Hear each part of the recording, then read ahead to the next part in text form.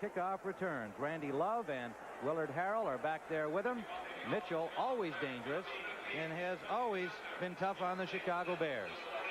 So we're about ready to play. It was supposed to rain this afternoon in St. Louis, and so far we have had a rather pleasant and very warm and humid afternoon. With a high ceiling, it looks like we're going to have a dry day. Mitchell bobbles at the 1 and drops it into the end zone, and that costs him a return. Now, you will not see Stump Mitchell do that very often. He likes to bring everything back, and it's not common for him to bobble one. Well, at least he did not panic. There's a lot of receivers who, if they fumble on the goal line, they would think, hey, I got to run it out. But he just calmly went down in the end zone, and it'll be 1st and 10 for the St. Louis Cardinals. And the Cardinals have Lomax at quarterback. Anderson and Earl Farrell are the running backs. Pat Tilley and Roy Green at wide receiver. And a young and growing and tough offensive line. Doug Marsh, the tight end. Sharp, Steve, Clark, Bostic, and Tootie Robbins. And last week, they whipped up on the Dallas Cowboys, and they are still high from that victory here in St. Louis. 1st down from their own 20-yard line. Otis Anderson out the left side, and he is tripped up at the line of scrimmage. The man to get a hand on him was Todd Bell, and then Mike Singletary was right there to make sure he got no farther. It turns into a 3-yard gain. Defensively for the Bears, Mike Hartenstein, Steve McMichael, Dan Hampton, and Richard Dent. Hartenstein playing with sore ribs. The linebackers, Otis Wilson, who had an outstanding game last week against New Orleans, Mike Singletary, and Al Harris. And the secondary has one replacement for the injured Mike Richardson, rookie Sean Gale, joining Frazier, Bell, and Fensick. Sean Gale, 9th choice out of Ohio State. Mike Richardson out with a broken navicular bone in his wrist. Lomax on 2nd down, lots of time, and hits for a completion, and then a steal by Al Harris, but it will be St. Louis ball. Doug Marsh, the tight end, making the catch, and it appears to be just short of the 1st down. They mark it just inside the 30-yard line. It'll bring up 3rd and less than a yard. The key there was that Neil Lomax had plenty of time to throw that football. Just hung in the pocket, got good pass protection, and then drilled one. Lomax has really come on for a 3-year veteran. He is starting to play like an 8-year veteran at quarterback. They knew it was coming. He was out of Portland State, as you know, a small college, and sometimes it takes a little longer for the small college quarterbacks to click, but he is clicking right now. 3rd and short. St. Louis in the I formation.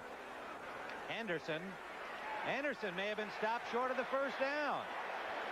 Good defensive reaction by the Bears. Dan Hampton and Al Harris, with Gary Fensick coming up from safety as he does so well, but Anderson with a little second effort got the 1st down. A good effort by the Bears defensively, but Anderson does the job. The big man, 210-pounder from Miami, who has already rolled up 385 yards rushing. The 83rd time these teams have met in regular season play, with the Bears holding a rather significant lead in the win-loss column. Lomax on 1st down to Green, and he made the catch against the coverage of Sean Gale.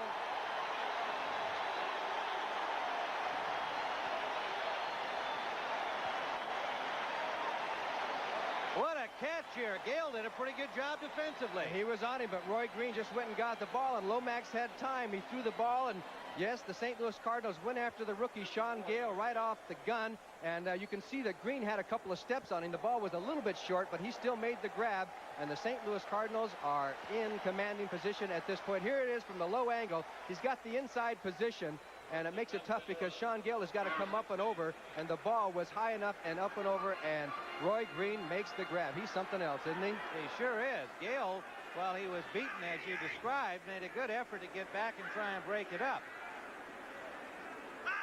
So the Cardinals threatening early, 1st series. They give us to Farrell, and he is stopped right at the line of scrimmage. Got maybe a yard on the play, the center of the Bears defensive unit, and again Todd Bell, the safety, coming up to join Dan Hampton and McMichael. Yes, it was Steve McMichael with a good tackle there as he beat the block by Joe Bostic. So as you can see, so far the Cardinals have not been able to move the ball on the ground at all. They really haven't got a significant gain on the ground. It's been all passing, and they'll sometimes get yards on you when they can't make their running game work. So as you can take a look at the offense and the defense, this is a classic confrontation. 2nd down, there was a loss of about a half yard, and there is a bigger one here as Todd Bell puts the sack on Neil Lomax with the safety blitz. And of course, Bell sometimes lines up as a linebacker, so to call it a safety blitz sometimes is a misnomer. Let's see where he was here. Yes, he comes right through the gap, and there's nobody to pick him up. As you can see, everybody is occupied, and Todd Bell gets through slick and clean. The only one that could have hit him was Earl Farrell coming out of the backfield on the draw play, and Todd Bell makes the sack. And we were talking to the St. Louis Cardinals, Jim Hannafin. He said the thing we have to do is pick up the funny way that they blitz on their 46 defense, and at that time they did not do it. Danny Pittman has come in for Roy Green at wide receiver. Well, Green stays in. 3 wide receivers, Tilley, Green, and Danny Pittman, former New York Giant. Out of the shotgun, they have Willard Harrell and Stump Mitchell in this passing situation. 3rd and long. Lomax steps up into the pocket. Has the time, but the coverage was too good on Stump Mitchell, and Mitchell complaining that he was interfered with by Mike Singletary, but the apparent interference looked like it came after the ball had already hit the ground. That may have been the official viewpoint. Yeah, I think it had to be the official viewpoint because obviously he was interfered with. The question is, had the pass, would it have gotten there? It was a very close call, and I kind of believe it might have been interference. Well, it was contact for sure, but the ball had already hit the ground and was going to be incomplete. So the Cardinals will try the field goal. Neil O'Donohue is 8 of 13 in that department, a 44-yard try. Holding is Benny Perrin. And he's got it. Neil O'Donohue hits from 44 yards away, and the Cardinals open the scoring on their first offensive series. 10:28 to play, first period. 3-0 St. Louis. Tim Ryan with Johnny Morris on a very pleasant afternoon in St. Louis, where the high-flying Cardinals have opened the scoring on a 44-yard field goal set up by a 54-yard bomb. Lomax to Roy Green. The kickoff by O'Donohue is taken by Jack Cameron, who shakes off one tackle and gets himself over the 20-yard line to the 24. Jack Cameron, the rookie number 30, absorbed one pretty good shot and wound up over the 20-yard line. So the Bears will bring out Jim McMahon at quarterback with Matt Suhey and Walter Payton. Willie Gull and Dennis McKinnon are the wide receivers. The offensive line, Jay Saldi, Jim Covert, Mark Bortz, Jay Hilgenberg, Kurt Becker, Andy Frederick for the injured Keith Van Horn for the 2nd week in a row. Jim Covert, there you see him, number 74, the number 1 choice out of Pittsburgh, has been a starter from his very first game in the NFL a year ago. Jim McMahon has not been throwing the ball a great deal for 2 reasons. 1, he's been hurt with a bad hand. Number 2, Walter Payton gets to carry the ball a lot. Play action. McMahon on first down, complete to McKinnon. First down yardage to the 47-yard line. E.J. Jr., the linebacker, number 54, ranging back on the coverage, made the tackle. McKinnon was able to get inside position on Lionel Washington after the play action pass. Gets the inside position. Washington's outside, and if the pass is on the money, there's not much a defensive back can do as the Bears come out throwing on first down. Now, the Cardinals play a lot of man-to-man defense with their cornerbacks, especially on 2nd and 3rd down. So we may see if McMahon can throw the ball as well as he did then, the Bears may throw much more than they have in the past. A 24-yard pass play. McMahon to McKinnon. Now this is Payton. Payton digs for about 3, close to midfield. On the hit was Leonard Smith, the strong safety, and he leads the club in that department with 40 tackles coming into today's game. The number 1 pick a year ago for McNeese State. Defensively for the Cardinals, they also use a 4-3. Baker, Galloway, Elo Grooms, and Curtis Greer. Galloway and Grooms have both been hurt, but they're in action today. The linebackers, Thomas Howard, acquired from Kansas City, Kurt Allerman, and E.J. Jr., that ought to say. Leonard Washington, Wayne Smith, Leonard Smith, and Benny Perrin. Perrin playing with a sore hip and a sore thigh. Wayne Smith for the injured Jeff Griffin. This is Payton on 2nd and 7. And a good job defensively on the corner. A flag on the play. They did not let him make the turn. The linebacker Howard, the strong safety Leonard Smith, combining to stop Payton for a gain of only about a yard. But we'll see what the flag is all about. Well, there were 2 Cardinals in on the tackle, and the flag went down right at the tackle, so we're getting a face masking, and that'll be pretty good news for the for the Chicago Bears.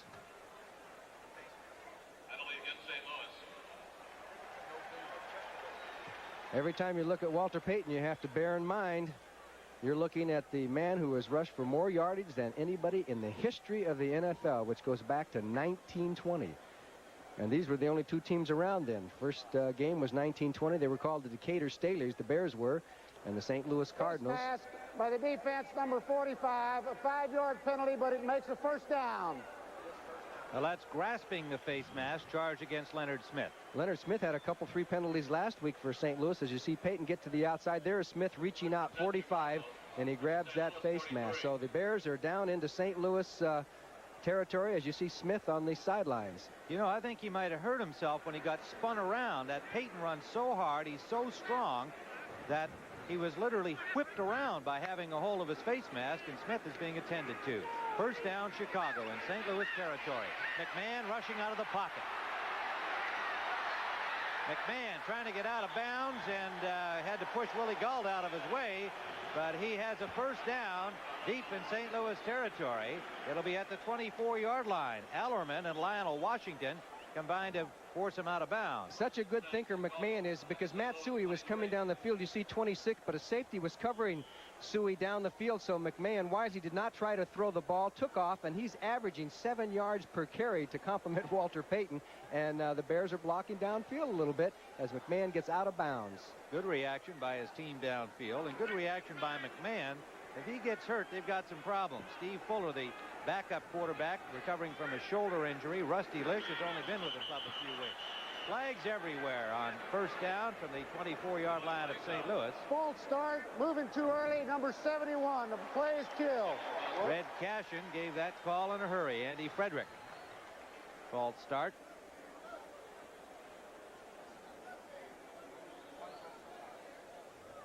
They'll back it up and go again at 1st and 15. Bob Harris has come in at middle linebacker for Kurt Ellerman. Lee Nelson is in for Leonard Smith, as we pointed out. Smith leaving with an apparent injury. Well, here's how they stand right now offensively in the NFL. Bears first in the rushing department and 9th overall. Defensively, the Cardinals not their strong point until last week when they did a good job against Dallas. 1st and 15, Chicago. McMahon going for it all. He's got a man open. Touchdown! Willie Gault.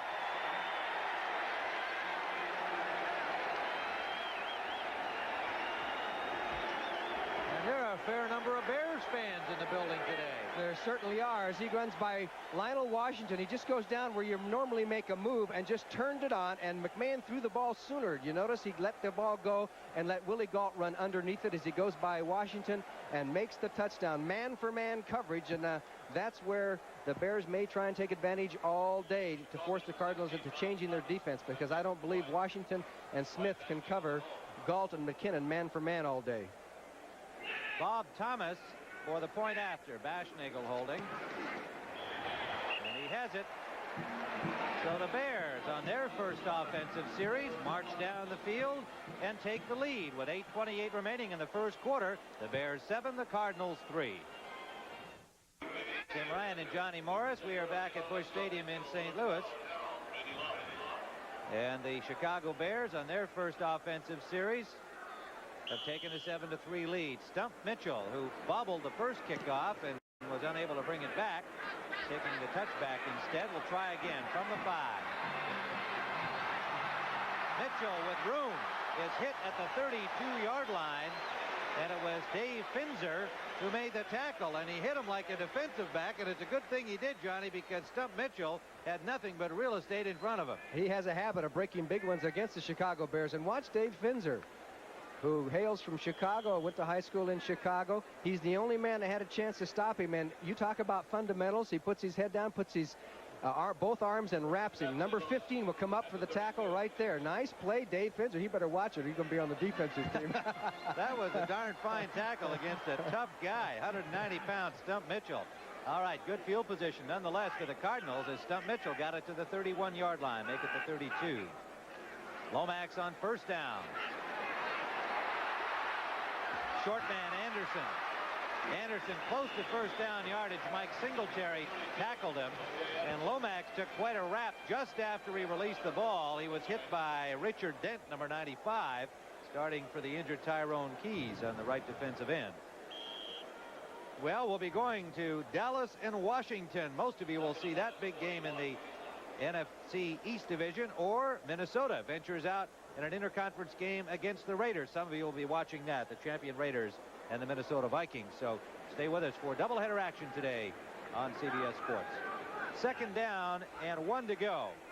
Double tight ends. Doug Marsh, number 80, Greg LaFleur, number 89, are in for St. Louis in the short yardage. Flag down as Anderson got the handoff, but play was stopped and a false start charge against the Cardinals. Each team has committed that error. False start, number 15, 5-yard penalty, still second down. Well, that was Lomax, who obviously got the count, scrambled up with his center, Randy Clark, and moved back from the center before the ball came up. So it'll be second down.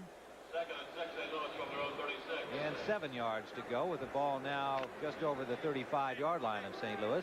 7-3 Bears. We're in the first period, 7:28 to play. Cardinals marched down the field, hit a field goal from 44 yards by O'Donohue. Bears got the following kickoff, and McMahon hit Galt for the 28-yard touchdown. A flag down. Here's Green open. Green is out of bounds, chased by Sean Gale, but a flag is down back at the line of scrimmage. Green got to the Bears' 27-yard line. It's against the Chicago Bears. They may have jumped off sides. And here was a classic case where the St. Louis Cardinals either audibled or Lomax saw it coming. Off the 46 defense, the all-out blitz, and he just threw it up, put Sean Gale on Roy Green man for man, and just threw it out in front. And look at Roy Green. He's got a couple of steps and first down. Knocked out of bounds as St. Louis comes up with another big play. I'll tell you, how'd you like to be Sean Gale? Wow, he's got his hands full today. A 37-yard gain. Lomax to Green. It was Richard Dent offside for the Bears on the play, a little eager to get to the quarterback. Talking with Lomax this week here in St. Louis, he was extremely confident about his chances against this tricky Bears defense. He felt they had handled the Dallas blitz well last week, and obviously 2 long bombs on blitzing plays to Green had scored for St. Louis against the Cowboys. He was comfortable he could do it here. That pass is incomplete. It was dropped by Otis Anderson, and it was Mike Singletary who had Anderson in his sights. One cannot blame Otis for taking his eyes off the ball. Well, there was another factor there. Lomax was under pressure, and he really drilled that ball. I think he was kind of hoping that Anderson wouldn't catch it. He threw it a little earlier than he wanted to and just drilled one, and that was going to be a loss because Singletary was right there. At that time, they ran one of the tight ends in motion, Doug Marsh. So they're trying to move around a little bit and using a double tight end to kind of neutralize some of the defenses that the Bears use. Lomax is 4 out of 6, 107 yards so far. This is Anderson, shakes off one tackle and digs his way with a good second effort for about a 3-yard pickup. It'll bring up third down, however. Steve McMichael made the tackle on him. And Mike Singletary getting in on it as usual. Right. Singletary was in there to bust up the interference. As you see, the New York Giants have taken a 6-0 lead over Atlanta in the first quarter. And New England over Cincinnati, first quarter score 3-0, as most of the games have just begun. Kansas City has jumped on top of San Diego 7-0 first quarter. And the Jets the same over Cleveland first quarter. So it is third down here in St. Louis. Dave Duerson has come in. Jim Osborne has come in defensively. Out of the shotgun, 3rd and 7. Lomax rolling and will try to run for the first down. Did not make it. And he was hurt, getting knocked out of bounds. It was Leslie Frazier who tripped him up, and then I think he took another shot just as he hit the sideline. And Lomax up, and I'm sure just a shiver went through the spine of Jim Hannafin, the Cardinal coach. Well, that's for sure, because they only have 2 young quarterbacks behind Lomax. The reason he didn't make that was because of the fact that he didn't commit to the run until too late, and Frazier came up and knocked him out of bounds. So it's going to be a 4th down situation. Well, there is a flag on the field. There was a flag on the play on the near sideline. Lined up in the neutral zone. Number 25 on the defense. Still third down. Todd Bell. Todd Bell was not only not a safety or a linebacker on that play, he was a defensive lineman who was also offside. He lined up in the neutral zone. So there's a big break for the Cardinals there. They have a 3rd down and 2 instead of a 4th down, and they're at the 20-yard line. Lomax was hit by Richard Dent at the sideline. That's a lot of weight, 245 or 50 pounds on him. But the hefty Lomax apparently was unhurt. Slot formation left on 3rd and 2. Out of the eye, and motion goes Farrell, and they'll give it to Anderson. Anderson would appear to have the 1st down. Fensick was there. The man to make the tackle right around the ankles was Otis Wilson, number 55. It's very, very close. In fact, he might be a touch short. Well, the Bears on the first series nearly had Otis Anderson stopped. In fact, I thought they had, and he got the benefit of the doubt. Jim Hannafin hopes they get the benefit of the doubt again here from the officials. This time there'll be a measurement. Mike Ditka is working that gum over pretty well here in the early going. His team on top, 7-3. And you can see shirt sleeves. It's warm here, about 70 degrees in St. Louis. It's going to be 4th and probably about 2/3 of a yard. So first big decision for Jim Hannafin. What kind of count? Oh, there he says, let's go for it. I thought the Cardinals got a lucky spot on that first drive. This time I think they were a little unlucky. I thought Otis Anderson was much closer to the marker, but we're looking at it from some distance away, of course, in this baseball configured stadium, Busch Stadium. Double tight ends are in, Doug Marsh and Greg LaFleur, as they will try to power their way for a 1st down. Farrell and Anderson, the running backs. I think the key here for St. Louis is not to be in the I formation, because the Bears are pretty good about a kind of a situation like that, or a deep formation. They're not in the I. Now they've gone back. Now Otis has got Anderson's got to run a long way to get to that line of scrimmage unless they quarterback it. 4th and less than a yard. Anderson has the 1st down. Michael made the tackle. St. Louis has the ball and a 1st down at the Bears' 16-yard line. We have 5:36 remaining in this first period. Both offensive teams have moved the football. We have yet to see a punt. Otis Anderson has rolled up 97 yards against the Bears in his past appearances. And he has 9 yards on 5 carries in this first period today. 1st down, Cardinals. Anderson again trying to get outside, cuts it inside, is met by the linebackers. Off pops the helmet. It was Singletary, number 50, who straightened him up after a 2-yard gain. Let's go for an NFL Today report to Brent Musburger.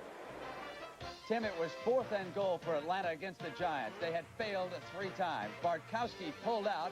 Carl Banks, the rookie, gets the first lick. Lawrence Taylor cleans up. The Giants hold. Still 6-0. Back to Tim and Johnny. All right, Brent, we are in St. Louis at Busch Stadium, where the Cardinals now have a 2nd and 8 at the 14-yard line. Threatening again. They scored on a field goal in their opening series. Slot formation left. We've seen a lot of I in this early going here.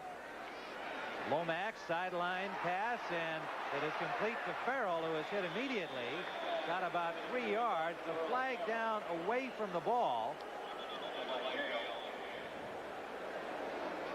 Sean Gale made the tackle on Earl Farrell, the 3rd-year man from East Tennessee State. And holding is signaled against the Chicago Bears. An unhappy Gary Fensick, the recipient of the news from Red Cashin, the referee, and an even more unhappy coach Mike Ditka. Well, that's the one thing that has made him the most unhappiest this year. Most unhappy, I should say. Number 73 on the defense. 1st down. Well, now that's a strange kind of a holding situation where your defensive end, Mike Hartenstein, is charged with holding on a pass play that went to the other side of the field. It's a little bit unusual. He must have grabbed the receiver and held him as he was trying to get out of the backfield. You still can't do that. You can knock him off stride. But anyway, the penalties. There's 73 right there, Mike Hartenstein. There's he grabbed, he's calling him for grabbing the tight end, Doug Marsh there. So it is 1st down, St. Louis at the 9-yard line. 1st and goal. Marsh and LaFleur, double tight ends are in. 1 setback. That is Anderson. Another flag down. Anderson is racked up. at the line of scrimmage, got a couple of yards. There were flags on each side of the field. And the penalties have just completely taken over on this offensive drive of the St. Louis Cardinals. And the damaging ones have been against the Bears, as this one is. And this is the thing that has upset Mike Ditka all year. The Bears have had way too many penalties. He's not too upset with the other facets of the game, but he says there's no reason for so many penalties. In the neutral zone. That's number twice. 95 on the defense. Half the distance to the goal. Still first down. Well, that was Richard Dent, and again, the second time they've been charged for lining up in the neutral zone, which is effectively an offside situation. And I think sometimes, too, that comes into kind of a judgment.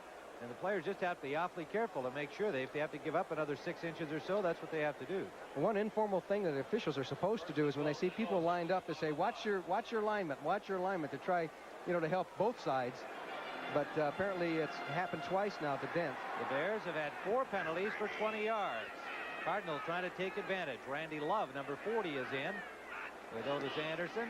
And Randy Love has a touchdown.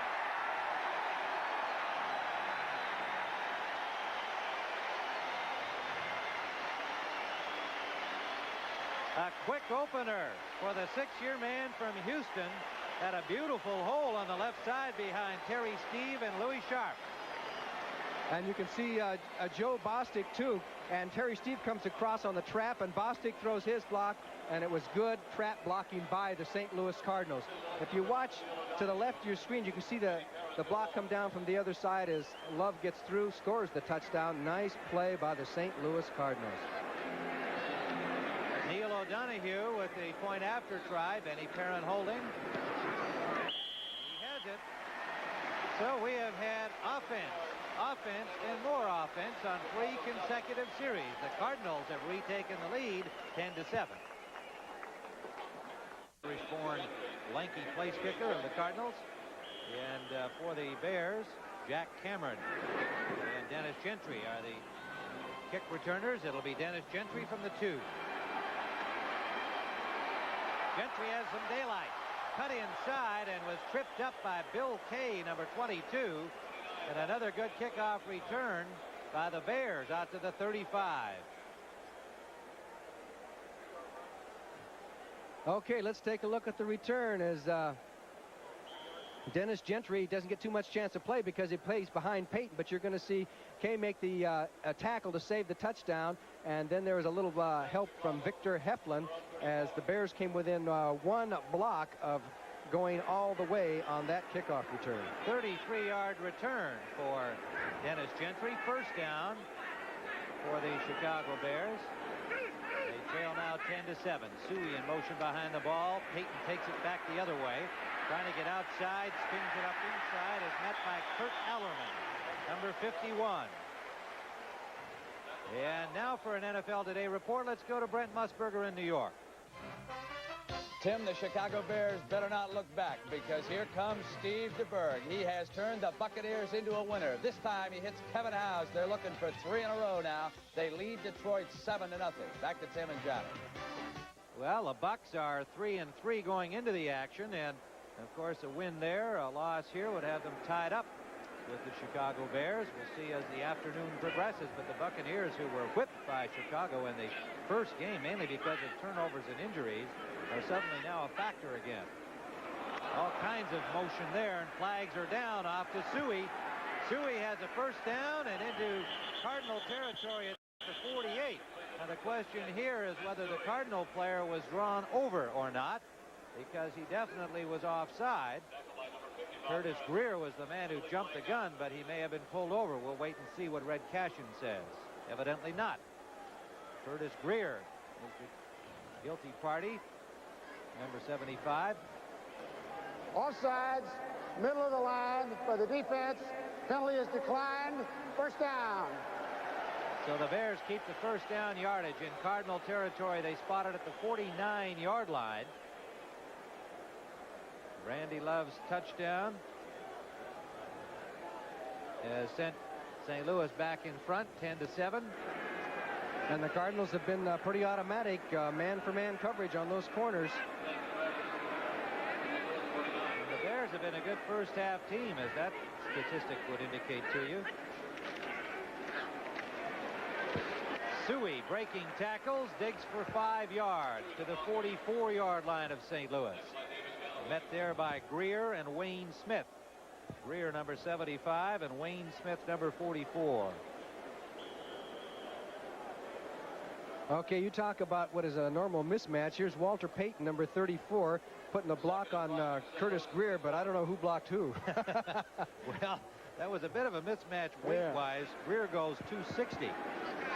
He gave it the old college try, though. Well, Walter Payton, considered by everybody to be one of the toughest blockers in football, despite his size against those big men. Suey in motion.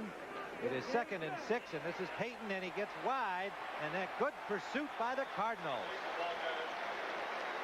Fine defensive play by Benny Perrin, the third-year man from Alabama. He's the quarterback on defense, and he showed good reaction there, preventing Payton from getting upfield. Yeah, they got around the horn there as Andy Frederick, the tackle, pulled out and threw a nice block on Nelson to spring Payton around the end. That Bear offensive line is young, but they're eager. And when you rush for 222 yards per game, that's what they're averaging.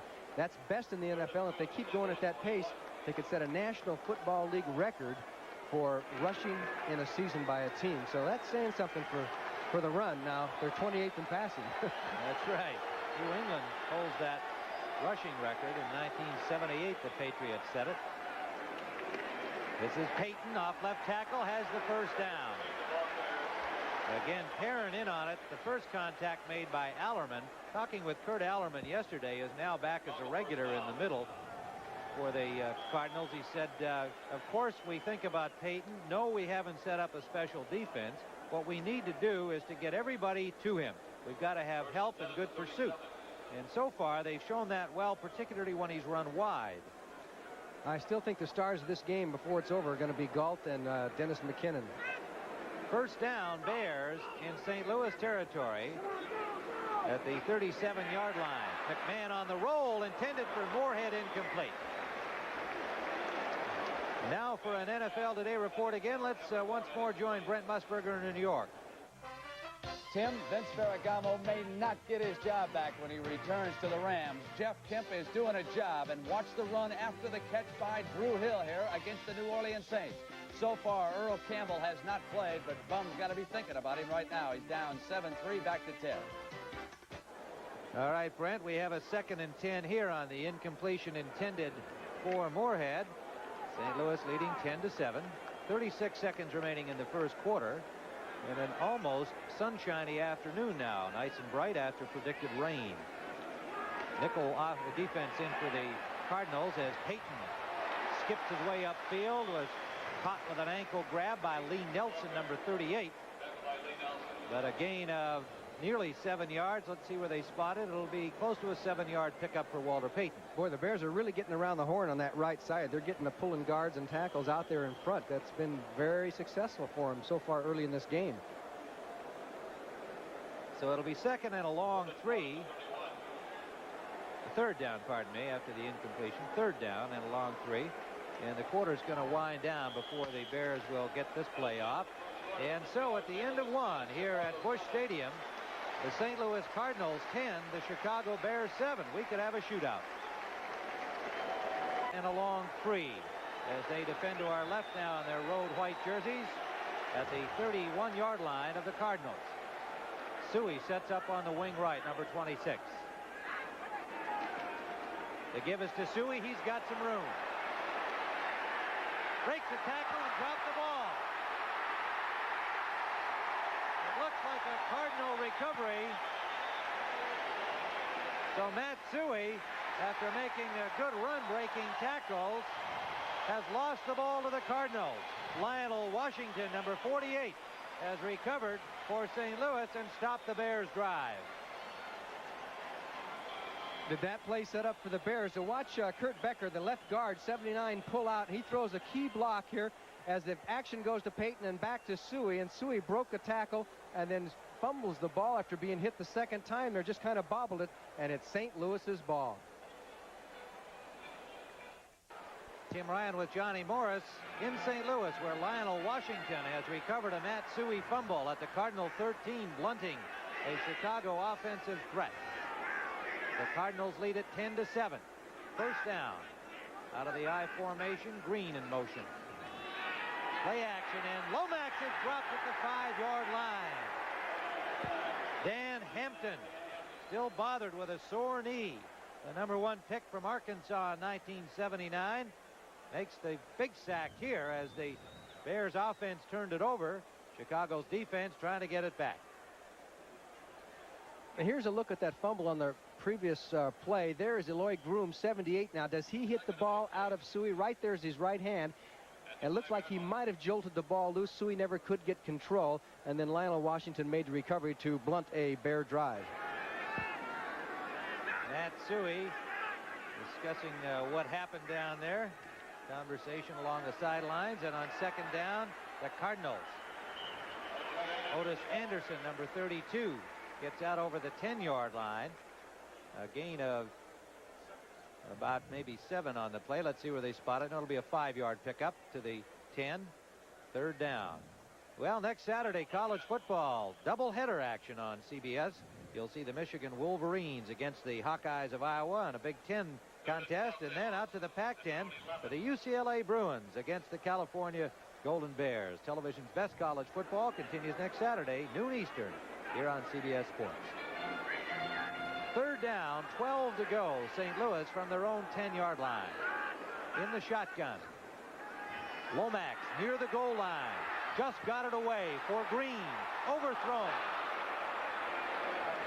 Terry Schmidt, Gary Fensick on the coverage deep, and the rush led by Dan Hampton, who already has a sack in this defensive series for Chicago. That Green would tend to scare any secondary to death. Well, I'll tell you, Lomax really threw that ball down the field, but he was under pressure. The Bears don't have much in the way of sacks. I think they have 1 sack, but they've been putting a lot of pressure on Lomax, and that time he was lucky to get it off. First punt of the afternoon finds Carl Birdsong punting from his end zone. Jeff Fisher waiting for it at the Bears' 48-yard line. Birdsong has a nice stat and certainly doesn't want to break it here. And he gets that away handily. A short punt taken by Fisher on the fly, and he gets inside the 35-yard line of St. Louis. Not a good kick for Birdsong. Excellent field position for Chicago. They trail by 3, 13-24. Tim Ryan and Johnny Morris, we are back at Busch Stadium in St. Louis on a very pleasant fall afternoon. The Cardinals lead the Bears 10-7. Chicago football after the 31-yard punt. Payton will pass. Wide open is McKinnon diving for it. It's just overthrown. Well, Walter Payton is not a bad passer, and he is already connected this year on his first pass attempt of the season. And this time he just threw it a little too far. And he's running to his left. That's difficult even for a quarterback. And he turns, and McKinnon is wide open. Everybody bit on the run, and he just threw it a little bit too far. McKinnon took the dive, couldn't get there. Payton is so strong that, you know, most backs in that kind of a situation might throw a wounded duck, but not Walter Payton. And look at his reaction. You don't think he wanted a completion? Oh, no. He has 5 touchdown passes. I mean, he can do anything for a football team. Mike Ditka said during the week he had thought about using him at tailback because of McMahon's injury and have him back there throwing the ball, running it, and being an effective triple threat. 2nd and 10. McMahon. He's got Baschnagel incomplete. Baschnagel with tight coverage by Washington, unable to make the grab. Let's go to Brent Musburger in New York. Tim, a man who is held up for the New York Giants is their quarterback, Phil Simms. He hits Carpenter here under heavy pressure, and Carpenter hangs on. Giants finally kick an extra point. It's 13-0. Giants over Atlanta. Back to Tim. Well, the New York Giants, who have struggled their last couple of outings against a couple of top teams, Washington and San Francisco, out in front of Atlanta here and trying to keep themselves in the picture in the National Conference East Division. 3rd down and 10 for the Bears at the 35-yard line. Out of the shotgun, they've got 3 wide receivers, and now Payton in motion. McMahon rolling a little bit left. Has a man open, McKinnon, and McKinnon makes the catch and a first down at the 7-yard line. Perfect strike on the run to his left from McMahon to McKinnon. Now, this is what you call an excellent pass play, because watch Peyton is short as McMahon rolls out. Peyton is short. Dennis McKinnon, 85, is medium depth, and Brian Bashnickel is way down the field, so he has 3 receivers to look for. He leads him perfectly. McKinnon puts the feet down and inside, and that's the way you want a pass pattern. You want to give the quarterback 2 or 3 options, and he had Peyton short, Bashnickel down in the end zone, and McKinnon at the medium depth. Nice play by the Bears. 27-yard gain, and the Bears threatening again. They coughed it up their last time down here. It's now at the 7-yard line, 1st and goal. Suey and Peyton. Suey sets up on the wing with a tight end Saldi, a little bit unusual formation. Double wing there. McMahon on a quarterback sneak got to the 5-yard line.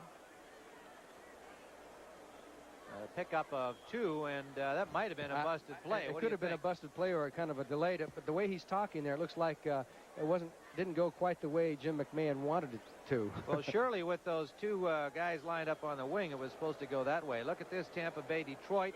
I told you earlier, the Buccaneers leading the Lions 7-0. Detroit struggling. Tampa Bay trying to catch the Bears. Houston and Miami are scoreless in the 2nd period. Cincinnati in front of New England 7-3. Bengals coming out their first win last week. And a timeout is called for Chicago by the Chicago Bears with 12:25 to play in the first half. And we'll be back at Busch Stadium in St. Louis with the Cardinals leading 10-7. Up a timeout. Jim McMahon didn't like what he saw or wasn't certain about the play that came in. Whatever. They called timeout. They have 2 remaining. 12:25 remaining in the first half of play. It is 2nd and goal at the St. Louis 5. The Bears had brought it into St. Louis territory on their previous drive and lost it on a fumble by Matt Suey at the Cardinals 13. Now they're 2nd and goal from the 5. Peyton in motion. Pitch out to Suey. Gets a block from Peyton. And he is slammed down. Excellent defensive reaction by the St. Louis Cardinals. E.J. Jr. and Kurt Allerman, the linebackers 54 and 51, were all over that.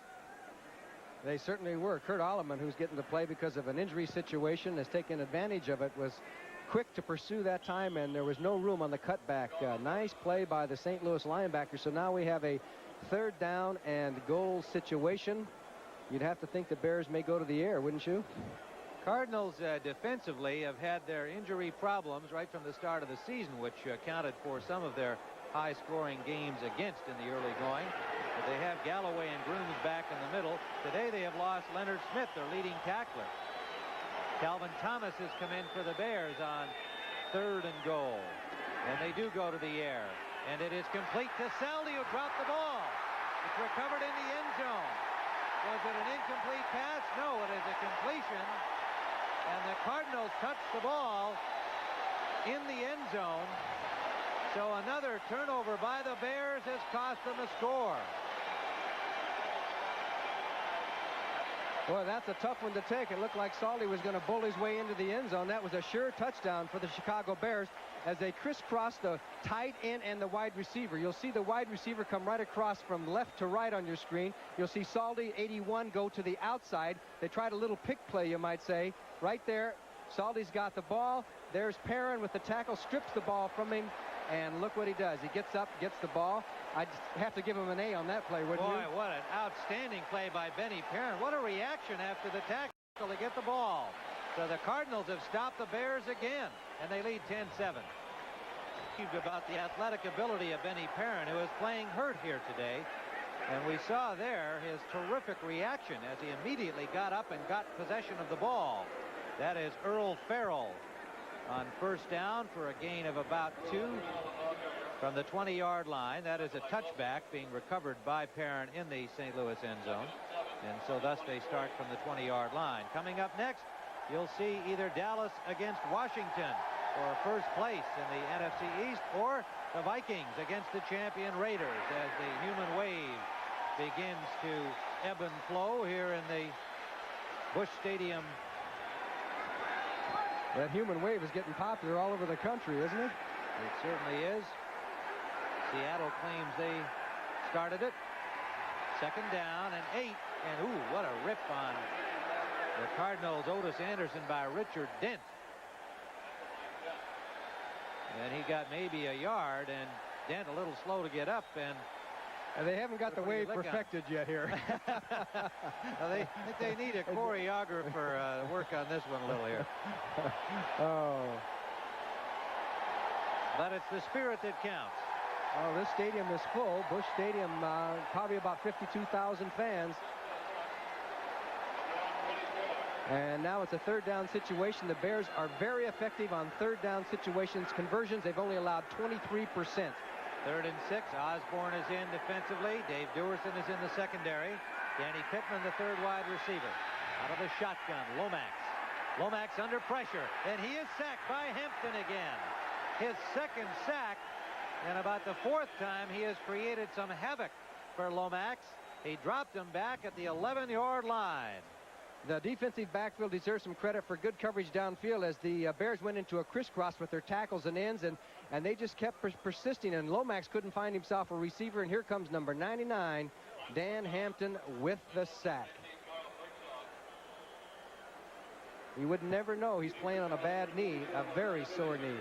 Hampton had 3 sacks coming into the game. He's up to 5 in that department. Carl Birdsong again punting from his end zone.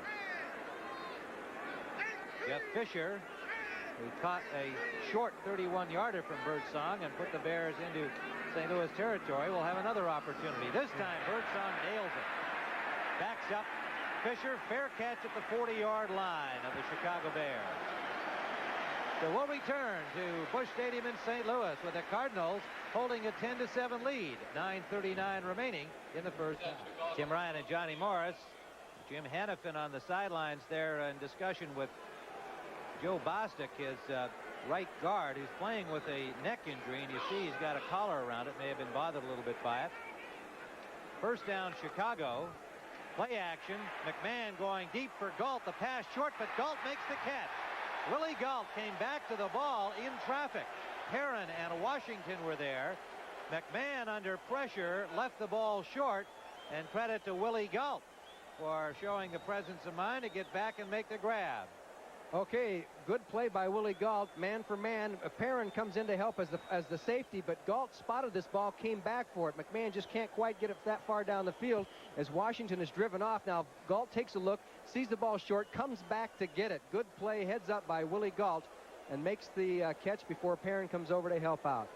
36-yard play. First down, Chicago at the 24-yard line of St. Louis. So here they are again in scoring territory. They failed on their last 2 tries. Suey in motion. Payton back the other way, and he's tripped up behind the line by the linebacker Thomas Howard, number 59, on an excellent defensive play, but he still wound up with a 2-yard gain. Great play by Howard because he was blocked by Kurt Becker, played off the block, took the hit, and made the tackle. A reminder that next Sunday a CBS Sports special will have America's Marathon from Chicago. Olympic champions Joan Benoit, she's expected to compete, and Carlos Lopes, who was the champion at the Olympic Games in Los Angeles, are expected to head one of the strongest marathon fields ever in a 26.2-mile race in and around downtown Chicago. 4:30 Eastern Time next Saturday. McMahon on 2nd down and 9 has a man open, and it's Suey. Does he get the touchdown? No, he's down at the 1-yard line.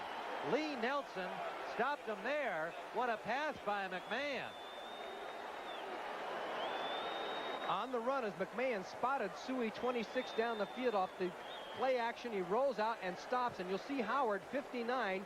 He sees the play coming, leaps as high as he can to try and knock it away, but Suey makes the grab. Nelson the tackle, and the Bears are down on the 1-foot-yard line. Good heads-up play by Jim McMahon, and one thing that is developing is that the Bears are starting to control this football.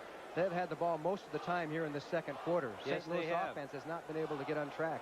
A very excellent point, Johnny, because while the Bears have only 7 points, they have had the football. They just coughed it up twice deep in St. Louis territory, and they are at the 1-foot line on first down, and Walter Payton is in the end zone. Touchdown.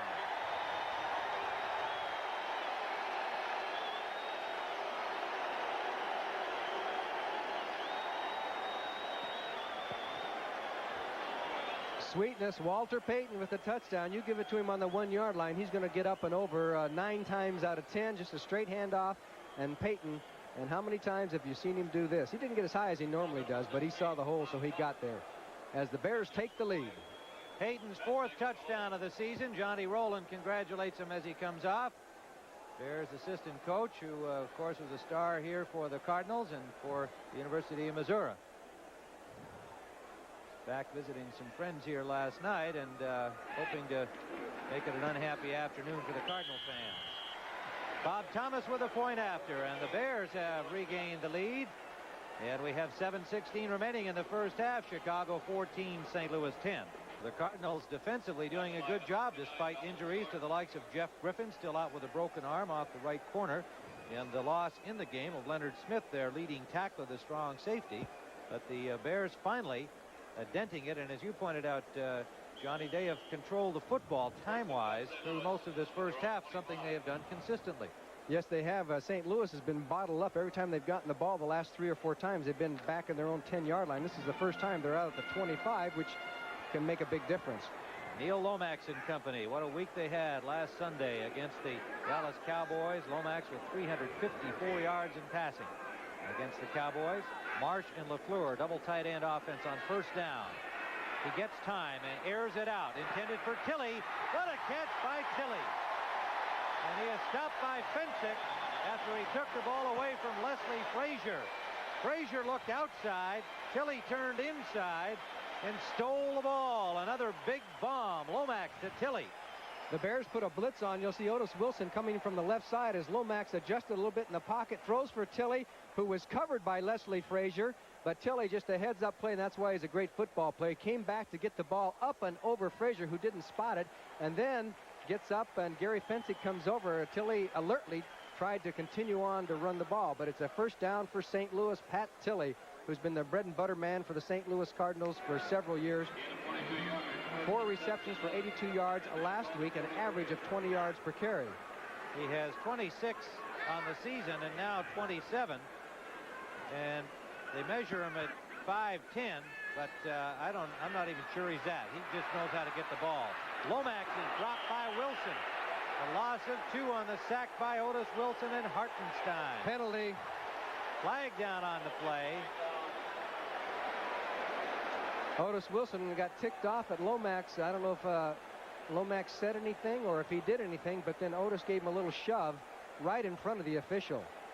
And that's what you call a no-no.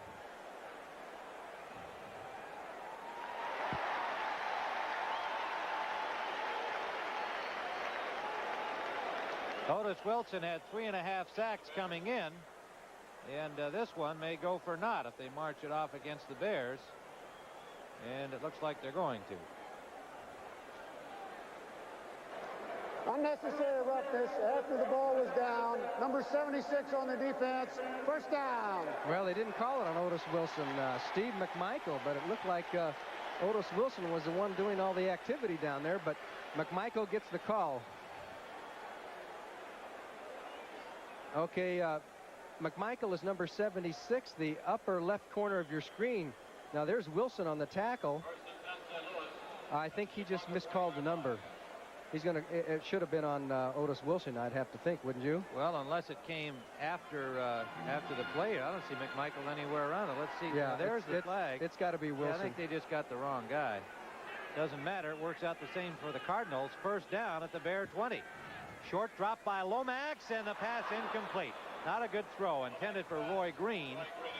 He just threw that one too low. 2nd and 10 for the Cardinals. So the Bears hurting themselves with penalties. Next Sunday, our NFL action starts with the NFL Today, and then the St. Louis Cardinals have a big one at home against the Redskins.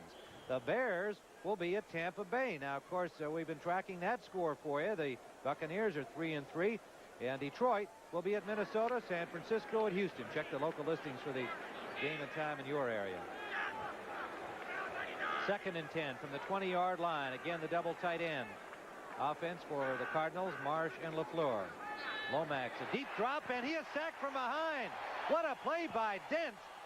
Richard Dent reaching from behind, and right behind him, coming up the middle, was Hampton. Dent, the second-year man from Tennessee State, he showed some agility here, Johnny. It looked like nobody even blocked him. You're going to see the left tackle is Sharp. Lewis Sharp just got a late start out there, and Dent went by him so quickly that Sharp couldn't do anything about it. That was just a quick move by a 275-pound man, about 265 pounds, Richard Dent. Third down and very long from the 30-yard line. Look at the quarterback sacks. And the Bears whipping up on this rather good St. Louis offensive line. Lomax gets protection this time, but is forced down. He'll run it. Close to the first down. Sean Gale forced him out, number 23. Neil Lomax showing his running ability. And the fans love it.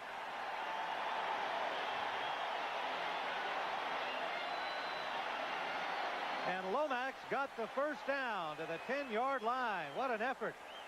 And what an extra dimension. Both Lomax and McMahon give their teams good coverage down the field. Lomax couldn't find anybody. The rush was there. He takes off down the field, has a presence of mind to look there to kind of freeze everybody, then takes off. And it's Sean Gale who has to come up and make the tackle, number 23. But Lomax knew where the first down marker was, cuts to the outside, and just barely gets the first down. So he made up all that sack yardage and has them back first and goal inside the 10. Bears lead 14-10. 5:28 to play first half. Oh. This is Anderson.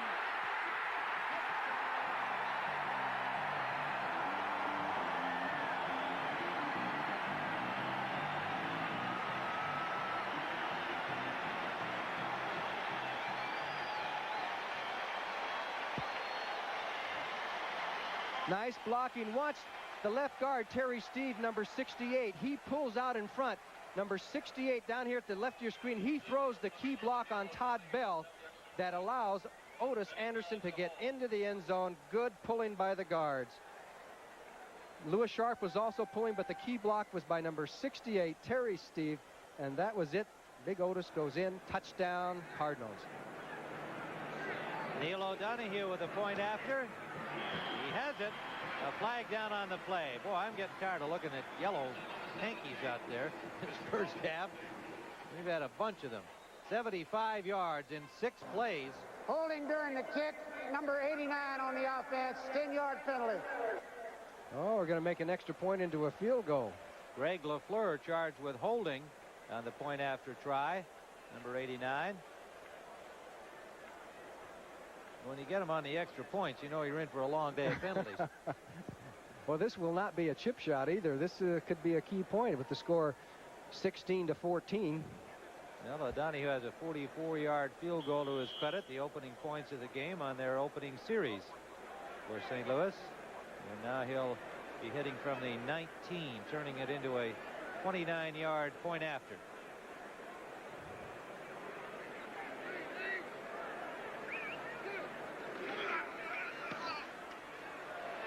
And he got it again.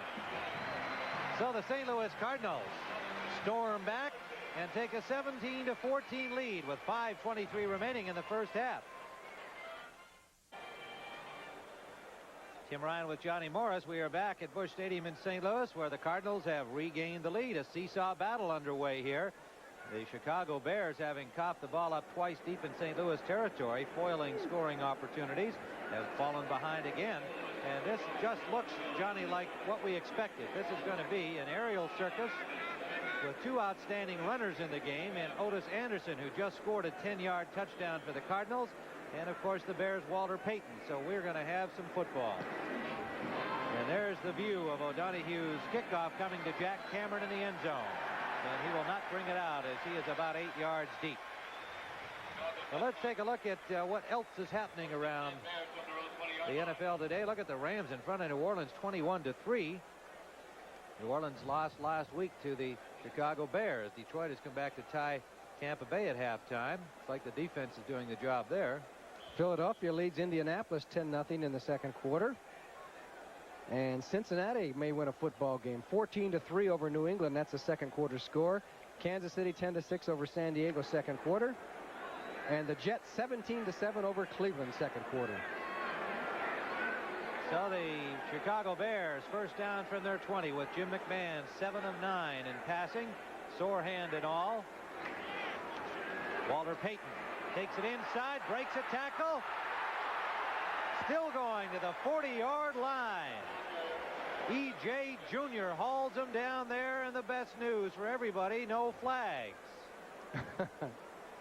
Okay, Walter Payton on his first really big run of the game. He has not been what you call a big factor in this game so far.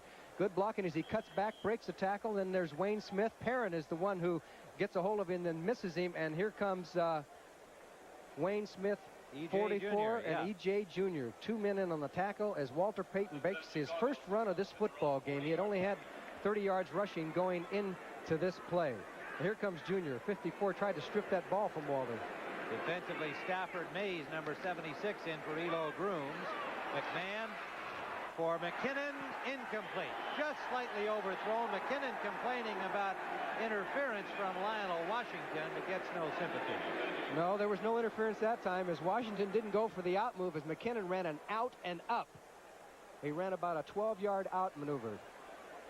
Now he's turning up the field after his out maneuver, and Washington is to the outside of him and just covered the play well. No doubt about it. Lionel Washington with 2 interceptions coming into the game in his early season start. And McKinnon complaining really was McKinnon who kind of fell into Washington there. So no call. 2nd and 10 from the 40-yard line. And you see McMahon is currently 7 of 10, 155 yards. Lomax, who has had less game time in this first half, 5 of 9 for 149. They give it to Suey, who breaks a tackle, but is stopped at the line of scrimmage. A good defensive play. Even though he missed it, Al Bubba Baker was unable to drop him for the loss, but he made it possible for his teammates to prevent a gain, and it was Galloway who made the tackle after a gain of 2.5. Well, we'll call it 3 yards for Matsui. You know, it's interesting how players, they evaluate their own performance. He was upset with himself because he missed the tackle, rightly so, when you think you can get a guy. But he was the key to busting the play, you know, and so he doesn't get what you call an F on the grade. You got to give him, you know, on fundamentals for making the tackle, you got to penalize him, but he still made the play. He sure did. Floyd Peters' defense rather. Floyd Peters' defensive squad, very active 4-down linemen. Now it's a 3rd down play. Nickel defense is in. The ball is dropped by Matsui.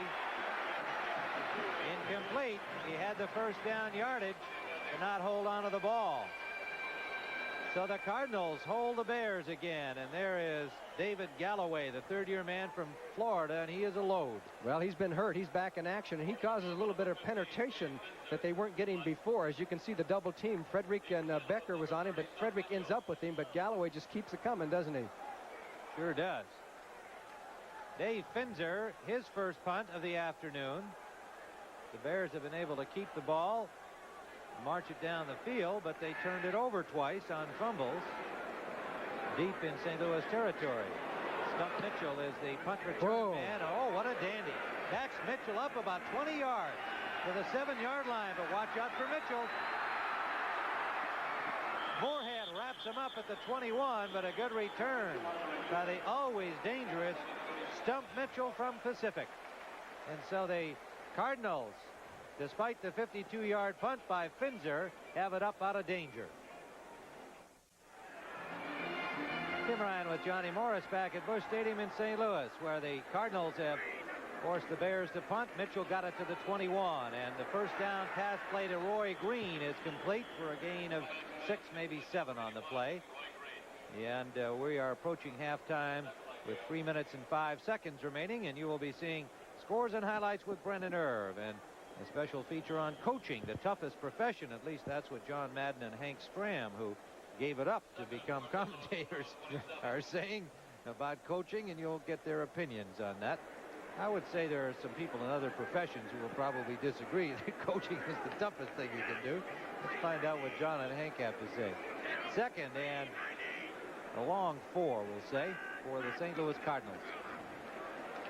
Lomax pumps once and then throws the short one to Tilley, who has a first down at the Cardinal 42. Mike Singletary had the coverage and made the stop. St. Louis Boy, that 2:20, and you see Lomax pointing up to the clock, asking Hannafin if he wants him to keep it going here, and let it wind down.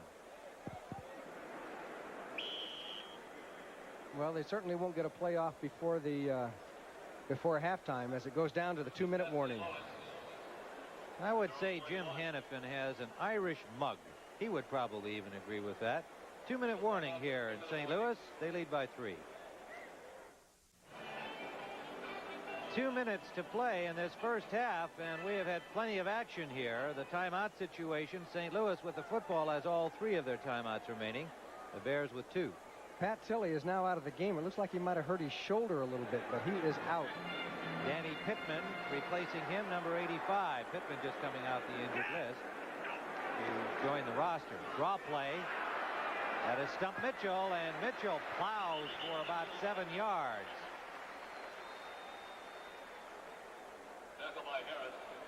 There's Pat Tilley. I think it happened on that last catch. He kind of went down on his shoulder, and it looks like it might not be too serious. He's trying to shake the sting of it. I don't know, maybe it's the hand rather than the shoulder. Second and 4 at the 47. Well, what a job he has done. Looks like he's going to go off to the locker. Yes, he is, since they're winding down to halftime. 1:28 and counting. Second and a long 3 for the Cardinals. They have the lead, 17-14. Lomax trying to build on it. Swings it out to Mitchell. Mitchell is watched by Al Harris and forced out short of the first down. A gain of less than a yard on the play. Good defensive reaction by Al Harris, number 90. And coming up to help out the cornerback, number 21, Leslie Frazier. So there'll be virtually no gain. Third down. 1:13 on the clock. There's Al Harris, has proved a valuable man for the Chicago Bears. Used to be a linebacker, now used to be a defensive end, now a linebacker, but can play defensive end on occasions. The Bears have some banged up people in that defensive line. Let me tell you that Doug Marsh was wide open on the last play. I don't know if he went back and told him. Third down play for the Cardinals, and the blitz was on. The pass up is intercepted by Sean Gale, intended for Green. Bears had great pressure on Lomax. He threw it earlier than he wanted to. Roy Green had not even turned his head. But Sean Gale, who has been beaten earlier by Roy Green, was ready for that football and made the grab. You talk about a confidence builder for Sean Gale. As Green never looked, he expected the ball to be further down the field, but Lomax had to throw it sooner than he wanted, and it was Gale who spotted the ball all the way, made his first NFL career interception in a league game, and the Chicago Bears have the ball.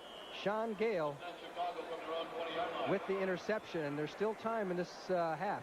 Real good pressure causing Lomax to throw it up sooner than he wanted to. It looked like Hampton was there again. And he really couldn't get all on the ball that he wanted. He was trying to throw it further. 1:05 remaining for the Bears to try and do something from their 20-yard line. Saldi, the tight end, in motion off the wing. Play action. Sideliner Galt. Galt can't get out. At the 40-yard line, he has a first down. What a nice pattern by Willie Galt. Did he drive Washington off? Fundamental deep stop pattern. It was perfect. That's the best pattern I've ever seen Willie Galt run, right there. Lionel Washington made the tackle. 43 seconds and counting. They're at the 40-yard line of Chicago. Straight drop for McMahon. Short pass to Suey. He's hit immediately by Junior and got nothing on the play. Lee Nelson getting in on the tackle, and the Bears call timeout with 32 seconds remaining. Number 2 for Chicago. This telecast is presented by authority of the National Football League, intended for the private use of our audience. Any rebroadcast or other use of the telecast without the express written consent of the St. Louis Cardinals and the National Football League is prohibited. If I give Suey a yard on that play, it'll be 2nd and 9. 32 seconds to play. Cardinals lead by 3, and the word on Tilley is that it is his left arm, and we're not certain of the severity. He has gone to the Cardinals locker room for repairs. Earlier in the game, they lost starting strong safety Leonard Smith. We did not get an official report on Smith, but he did not return. We have noticed, at least, Lee Nelson has been in for him. Bears have been going without Tyrone Keys, their starting defensive right end. He's been replaced ably by Richard Dent. And, of course, Mike Richardson is out with his broken bone in his wrist, and that has Sean Gale in the lineup as a starter. Burned early by Roy Green. He has just intercepted to stop the Cardinals' drive. Nickelback Bill Kay is in for the Cardinals on 2nd and 9. McMahon is going to be sacked. David Galloway fighting off Mark Bortz to put the grab on McMahon as he stepped up into the pocket. A loss of 4 will bring up 3rd down and 25 seconds remaining.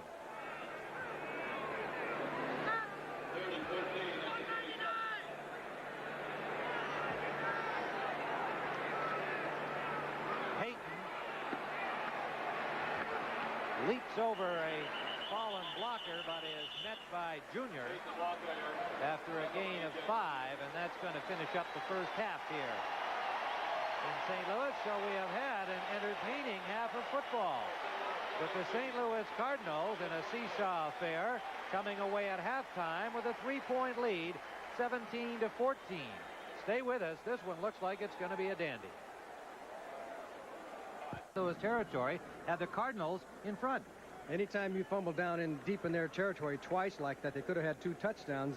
That's going to make a difference in the game. But I don't see too much change in strategy by either team. They're moving the ball fairly well, except that we might see Walter Payton carry a little bit more. He's only carried 9 times and for 50 yards, which isn't a bad average, but he has not been the biggest factor for the Bears in the offense so far. He may carry a little bit more. Lomax passing the ball well. McMahon showing that hand is not bothering him too badly. I think we're going to have some more fireworks in the second half at Busch Stadium.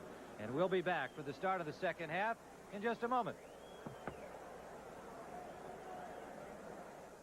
Sponsored by Ram Tough Trucks and revolutionary new cars. Dodge, an American revolution. Wang puts people in front of computers. And by Prestone 2 Antifreeze. America goes with Prestone.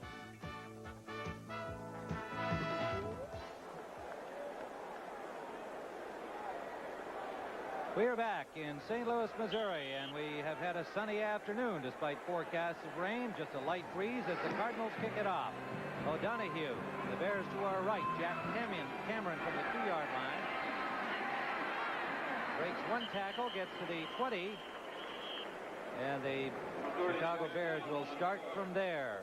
Well, appearances can be deceiving, or clock faces can, perhaps. We've now got the official stats, and you can see that by the end of the half, the Cardinals had actually wound up with 16:35 in possession. The Bears had it for 13:25. Certainly until late in the second period, the Bears had the ball by some margin. But as we pointed out, when they got into Cardinal territory, they were unable to do much with it. Now, in the total yards, they outgained the Cardinals 257 to 189, but they trail on the scoreboard, which is still the only place that counts. 17-14. Cardinals lead. Chicago first down from their 20. McMahon 9 of 13 in the first half. Walter Payton, and he has 6, maybe 7 yards. The ball came loose just as the whistle blew. So while the Cardinals recovered it, it will be Chicago possession. E.J. Junior and Lee Nelson made the tackle. Payton has a string of 5 straight games where he has rushed for over 100 yards. He had 775 going into this game, which is a pace equal to O.J. Simpson when he set the rushing record and rushed for over 2,000 yards one season. Here it is, as you see Payton down, and it looks like he's down on the ground. Obviously he was before the ball came loose. Lee Nelson continues to play for the injured Leonard Smith, who left early in the game on a tackle of Walter Payton that forced him out of the game with a yet undetermined injury, at least unreported injury. Matt Suey trying for first down yardage, gets to the 30-yard line, appears to be about a yard short. Should bring up 3rd and less than a yard for Chicago at their own 30-yard line. Galloway and Allerman making the tackle for St. Louis, and they have been 2 very significant factors defensively through the first half of this football game. Jay Salty just brought in the play. The tight ends are generally bringing him in, and Mike Ditka is calling the plays himself now. He has gone back and forth 2 or 3 times over the last couple of years on deciding whether he should call the plays or not. Now he wants to call them. Stafford Mays is in at right tackle for Elo Grooms defensively. Mays is 76. Payton in motion. Diving for it is McMahon, and he has the first down. The 33-yard line. Just a chance to mention we have visited at halftime with a remarkable young man who is in our booth with us at the moment. His name is Jeff Keith, and he just graduated from Boston College.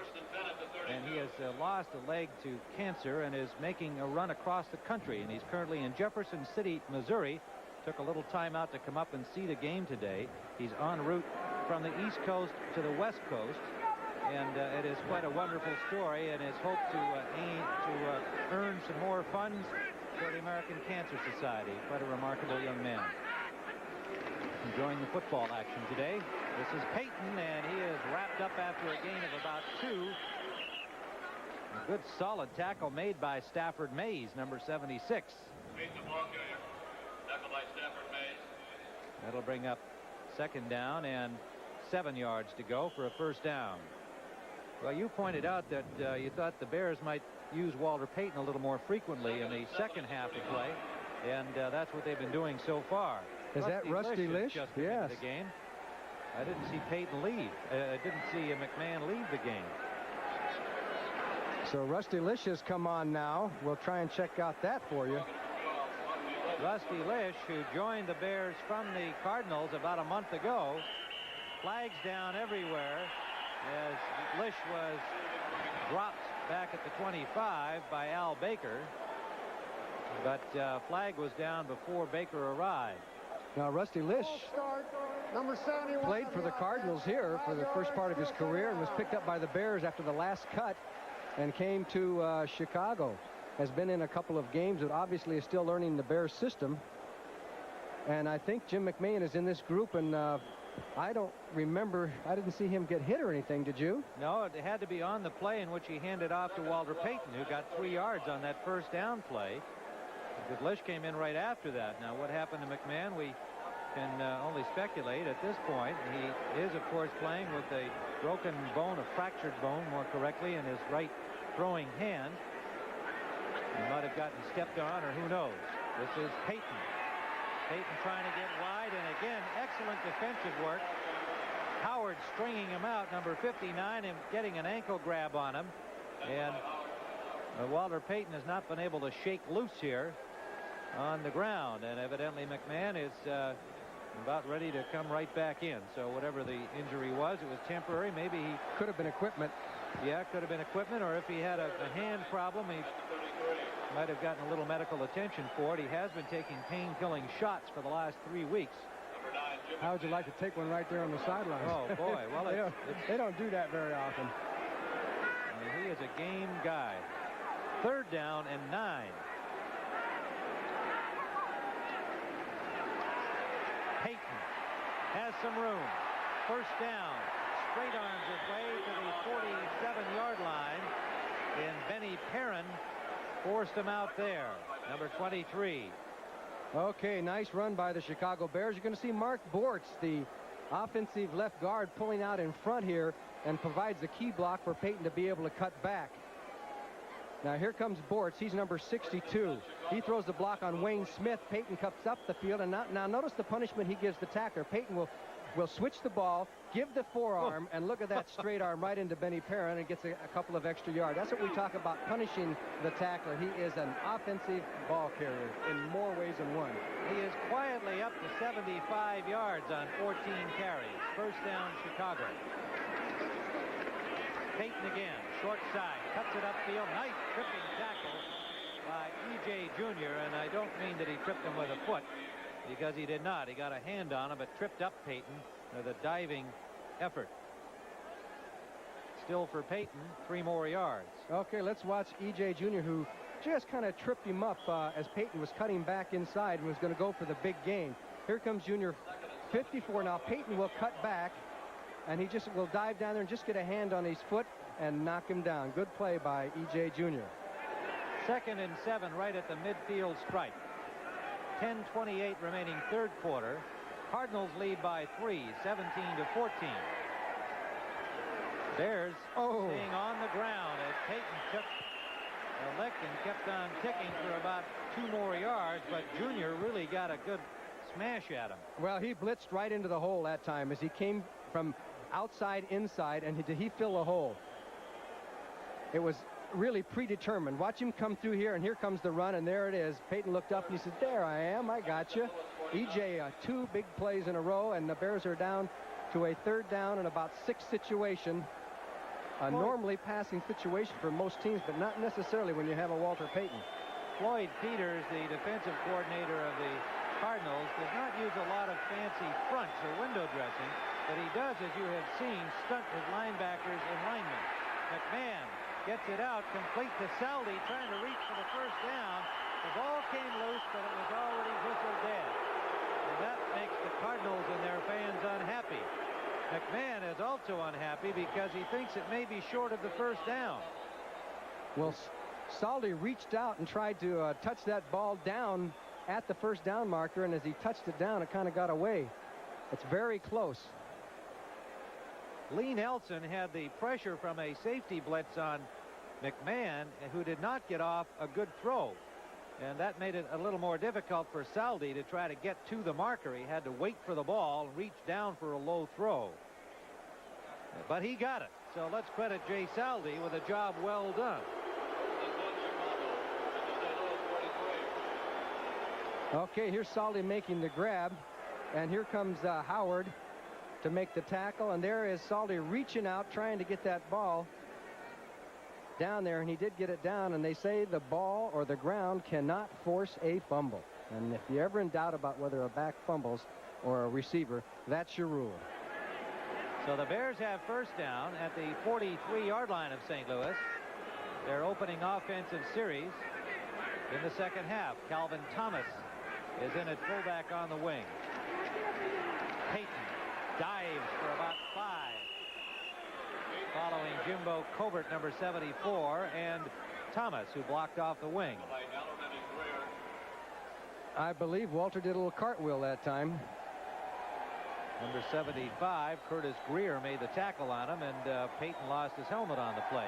Not too often you get to see a player without his helmet on. Well, he uses that sweatband, and that obviously is to one reason is to help your sweat inside that helmet, and he doesn't want it coming down his face, and that sweatband will absorb it.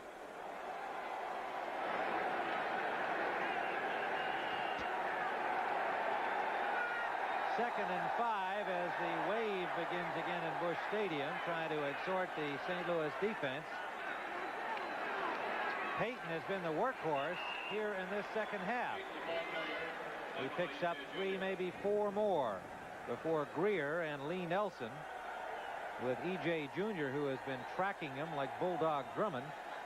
I think what we're seeing here is a case of Mike Ditka not wanting to get into a track meet with the St. Louis Cardinals, passing up and down the field. And his way to get away from that is to run Payton and try and control the ball, eat up the clock, and then hope for a couple of drives and get a couple of touchdowns. Any coach, as you look at this St. Louis Cardinal offense, you say, hey, you're not going to try and match them TD pass for TD pass, so you got to keep the ball away from them. 3rd and less than a yard. Matt Suhey has the 1st down to the 31-yard line.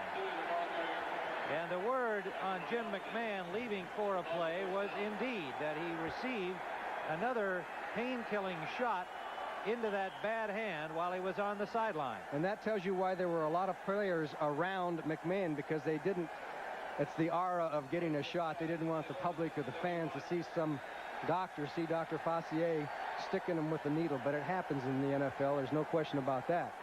Allerman and Lee Nelson made that tackle on Suhey, but Suhey has the 1st down for the Bears at the 31, who have been grinding it out, mainly with Walter Payton doing the grinding. McMahon's got running room, and he'll take it. And he strips right through. McMahon to the 1-yard line, nearly got into the end zone.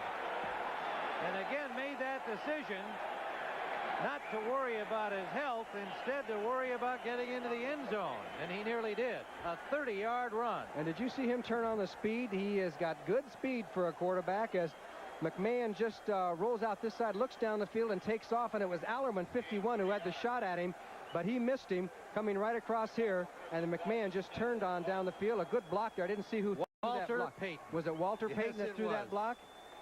Okay, let's watch Sweetness, 34. He's leading the way. Say, come on, Jim, follow me. And McMahon does. And here comes Payton, 34, to throw his block on Howard. And McMahon almost got to the end zone, throws his body. It's down to the 1-yard line. The Bears knocking on the door. Suey diving, touchdown.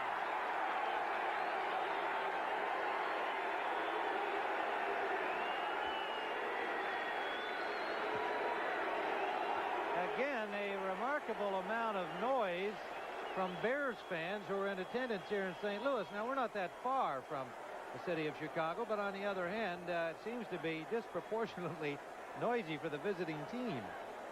The old simple dive play, a handoff to Matt Suey, straight ahead blocking, up and over, a la Walter Payton, and Suey gets into the end zone. Touchdown, Chicago. 5:43 is all that's remaining in this third quarter as the Bears grinded out offense has used up a lot of the clock. Thomas for the point after. So Chicago has retaken the lead. We've got ourselves an outstanding football game. The Bears lead 21-17.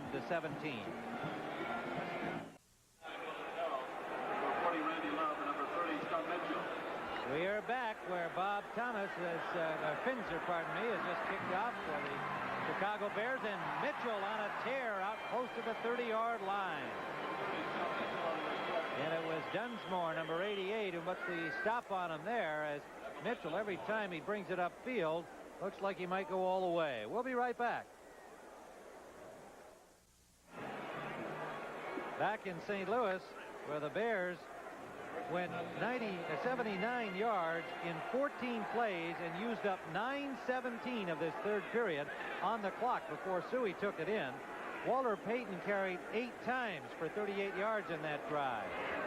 Lomax on first down intended for Tilley, incomplete, 2nd and 10. Let's go to Brent Musburger in New York. Tim, the Falcons are trying to climb back in against the Giants. First possession, beautiful spin by Gerald Riggs, 16-7. But now the Giants have just forced Atlanta to punt. Let's go back to Tim and Johnny. All right, so the Giants rebounding from Monday night's disaster. 2nd and 10 here in St. Louis. Cardinals with the football. Payton now has 88 yards on 18 carries for the Bears. And here is his counterpart, Otis Anderson. Boy, did Mike Singletary get in there and just jam up things. You know, the Cardinals have to approach it a little different when you're going against a defense like the Bears. You can't do what the Bears did to St. Louis, go down the field with Payton and a rushing game. The way you got to beat the Bears or to score on the Bears is you got to throw on them. You got to throw on them in certain situations, because one thing about the Bear defense is you don't run 10 yards a clip. You're going to get 15, then you're going to get stopped twice for losses, and then you're going to get 20 on a pass or something like that. And that's the way the Cardinals have to approach it. Otis Anderson got 5 on that play. It's 3rd down, and the pass is complete to Roy Green. Green has a first down in Bear territory.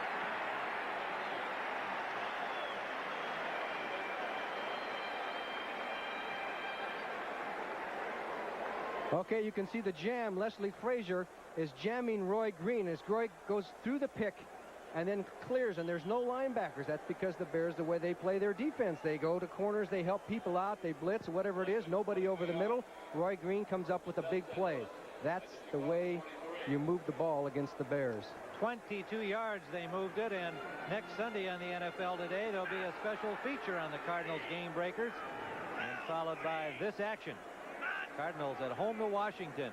Chicago at Tampa Bay. First down in Chicago territory. Otis Anderson trying to get wide. He does. Dances and batters his way close to the 30-yard line, and another Cardinal first down. Al Harris and Todd Bell finally stopped him, and Anderson up to about 45 yards on the day. Well, he got the interference out in front of him, and there were a couple of missed tackles as Anderson did a good job of playing off the blocks and watching, keeping his eyes open. You'll see Fensick gets over there. Hartenstein, 73, gets over. Fensick will miss right here, and Otis Anderson cuts back, gets a couple of extra yards, and St. Louis in good shape now. 44 yards for Anderson, to be precise, on 11 carries thus far. First down, Cardinals in Bears territory. Up the middle, a pass complete to Green. Caught from behind by Bell, but they're at the 2-yard line.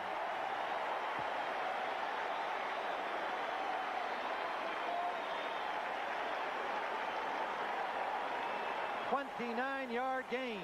Now you know why the Chicago Bears don't want to get into a track meet with the St. Louis Cardinals. Sean Gale on the outside, as Green will go down and then just releases across through the coverage, and then there are people to pick him up there, but Todd Bell was a little bit late. No help for Sean Gale there as Green turns it on, and Bell makes the tackle from behind, but not before the St. Louis Cardinals get down to the 1.5-yard line. He is something else, isn't he? A converted defensive back who has become a premier wide receiver. Roy Green. First and goal from the 2. Lomax will throw. Broken up nicely by Todd Bell. A flag is down. Randy Love, the intended receiver. Fensick quick to jump on the official, saying, hey, don't call that on Bell. He made a great play. Let's see how the officials view it. Interference. Number 25 on the defense. First and goal on the 1. Interference. Well, you know, that doesn't hurt you too much here because you can only go 1 more yard on a half the distance to the goal line penalty. Okay, you can see Bell and Love right there. There's obviously some contact there before the ball got there. The interesting thing about that was the play that was called on the 1.5-yard line. I love that call. Lomax rolling out there. I mean, to take a chance on a sack, being back on your 8-yard line, that's guts football. Yeah, I like that call. First and goal, so they got the first down on the play. They got another opportunity to have 4 of them here. Again. Again, he's going to throw. He's got a man open. Touchdown. Flag down on the play. Flag down on the play. And Todd Bell is very upset. It might be against the Bears, so the Cardinals will get to keep their touchdown if that's the case. Bell was blitzing this time. Unnecessary roughness, roughing the passer, number 25. Touchdown, 15 yards on the kickoff. Todd Bell is charged with roughing Neil Lomax. That'll be assessed on the kickoff, so O'Donohue will get a 15-yard gain. Well, let's watch Todd Bell. He's number 25 as Lomax calls the same play. Little fake of the handoff and the rollout, and boom, there goes the hit after he threw the ball. I didn't think it was all that much of a violation, did you? Looked like he was in the air before the ball was thrown. There it is. 25 hits him from behind. Close call. O'Donohue. So the Cardinals have retaken the lead. What a game we've got. 70 yards in 6 plays, 24-21 Cardinals.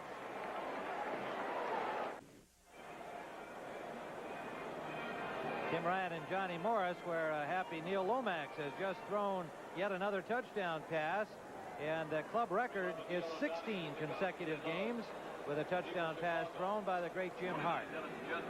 They'll be kicking off from the 50-yard line. That's right, the 15-yard penalty assessed against Todd Bell, as we see that the Cardinals use 3:33 off the clock, and this one is just a little popper taken by Cameron at the 6-yard line.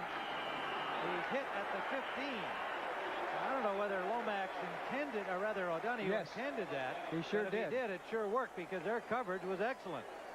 Well, when you're down kicking from the 50, you might as well kick a high one and hope that maybe somebody drops the ball, because it doesn't do any good to boom it into the end zone. And that I think what the Cardinals might be arguing about right now is that the Bears signaled for a fair catch and somebody ran with the ball. Well, coming up next, of course, we'll be going right to one of these 2 games. Most of you will see the Redskins Signal and was the given Cowboys. for a fair catch. The ball is dead. We're called first down and 10. Yes, one of the receivers signaled for a fair catch, which you can do on a kickoff return, but then you can't take off and run. And so the ball is going to be back at the 6-yard line, and that makes a difference of a few yards, doesn't it? Boy, does it ever. That worked out superbly for the St. Louis Cardinals because they had the 15-yard gain already. And again, just in case you missed it, seconds ago when we told you, be sure and stay tuned for Dallas at Washington or Minnesota at the Raiders. Lots more football ahead on CBS Sports. Big games. Bears first down from their own 6-yard line. Payton is stacked up. And That is E.J.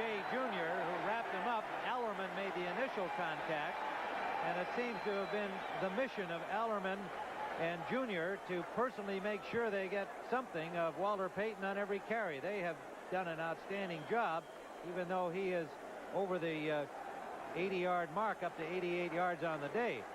Stafford Mays was also in on that play. He made a good play. It is 2nd down and 9 after the 1-yard pickup. The ball at the 7-yard line, and a roused St. Louis crowd appreciating the defensive work. And their team in front by 3. Man for man on the corners.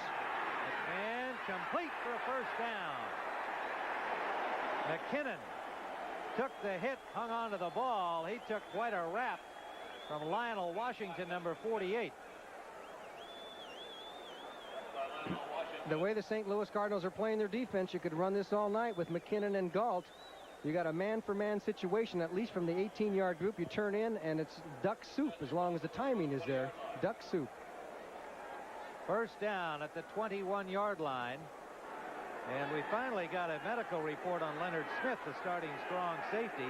Suffered a sore knee in his tackle of Walter Payton back in the first quarter. Lee Nelson has been in there since that time. First down. Flared out to Suey. Suey bangs his way up off the tackle of Lee Nelson for a gain of close to 9 yards. Matt Suey is the #1 receiver for the Chicago Bears, and Payton, I believe, was number 2. Past 2 or 3 years, Payton and Suey have been the leading receivers on this team, so that gives you an idea of the style of the Bear offense. Suey had 18 catches coming in. Walter Payton had 17. In fact, he needs only 12 more to catch our Johnny Morris for the Bear career reception record. That was coming into today's game. 2nd and a yard for Chicago. And there was motion and whistles and flags. Andy Frederick may have moved too soon. Somebody moved on the right side of the Bear line. Time winding down, 3rd quarter, 25 seconds remaining. False start, number 71 of the offense, still 2nd down. Andy Frederick was the guilty party, number 71, getting the start for the injured Keith Van Horn, who's been bothered with a hamstring, has missed the last couple of weeks. And that backs up the Bears, making a 2nd and 6 just inside their 25. Matt Suey's got 4 catches today for 45 yards. Just updating you on Johnny's reference to his pass receiving. So he now has 22 on the season. 2nd and 6. Wayne Smith covering Galt. Pitch shot Payton, and that is buried by the Cardinals. Just stripped everything out that right side, the left defensive side, and it was Stafford Mays who got Payton behind the line, number 76. So we're going to wind up the 3rd quarter here with the Bears 3rd and 9 from their own 22. That's the end of the 3rd quarter with the score. The Cardinals 24, the Bears 21. We pause for a word from your... Sponsored by Pontiac. Cars built with a feel for the road. Pontiac, we build excitement. Light beer from Miller. Everything you've always wanted in a beer, and less. And by Federal Express. When you have a package that absolutely positively has to be there overnight. Federal Express.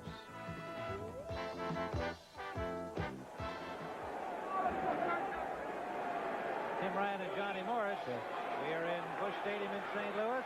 The Bears had the ball for 11:17 of the 3rd period. St. Louis for only 3:33, but they exchanged touchdowns, and the Cardinals still lead by 3 points. 3rd down and 9, Chicago. McMahon. A wobbly pass intended for McKinnon, incomplete, 4th down. Now, whether that was because of the injury to his hand, we're not sure. He stepped up into traffic and may have just been hit, and now you see him holding his hand as he goes off. Stafford Mays is all over the place for St. Louis. He has really become a force in this 3rd quarter. Number 76 for the St. Louis Cardinals. There he is.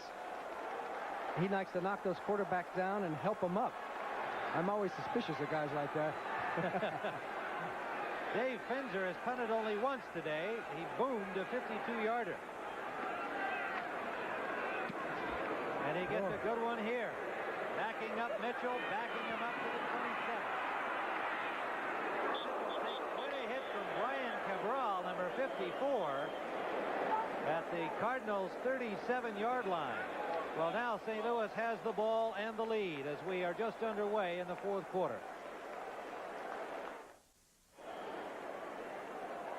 Tim Ryan with Johnny Morris back here in St. Louis. An absolutely beautiful afternoon for a beautiful football game. Well played. The Bears, with a now sizable margin in time of possession, as we mentioned in that third period, they had it for nearly 12 minutes to nearly a little more than 3 minutes for St. Louis. But the Cardinals lead the game. On first down, Otis Anderson hit by Mike Singletary after a gain of only a yard. Once again, let's go to Brent Musburger in New York. Tim, Jeff Kemp is just tearing the Saints defense apart. Watch him on one of the toughest plays in football. Running hard to the left, he throws a touchdown pass to Ron Brown, and now the Rams are all over the Saints, 28-3. Back to Tim. So the New Orleans Saints, losers last week, really getting pounded by the Rams, and quite an afternoon for Jeff Kemp and company. Notice Nolan Cromwell scored a touchdown for the Rams with an interception. 2nd and 9 for the Cardinals, and McMichael got a piece of Lomax, who did a fine job to throw the ball intended in the direction of Earl Farrell, and nearly wound up with a completion. And again, the size of Lomax, 6'3", 210-pounder, showing that he can exert a little muscle there. McMichael had a pretty good rap on him. He certainly did, and actually Farrell should have had the ball. Hit him right in the hands. As number 76, McMichael, comes through. Lomax is on his way down and does a good job of getting the ball off. Steve McMichael, the old rattlesnake hunter. 3rd down and 9. Now it gets to be crunch time here. Cardinals want to keep the football. Lomax under pressure, has a man open. Stump Mitchell, flags down. Mitchell is stopped by Leslie Frazier at the 37-yard line, and he may have grabbed him by the face mask. Let's see. Big play by Lomax in a big situation. The first kind of really important play of the game, because the Cardinals did not want to give the ball back to the Bears grind them out offense.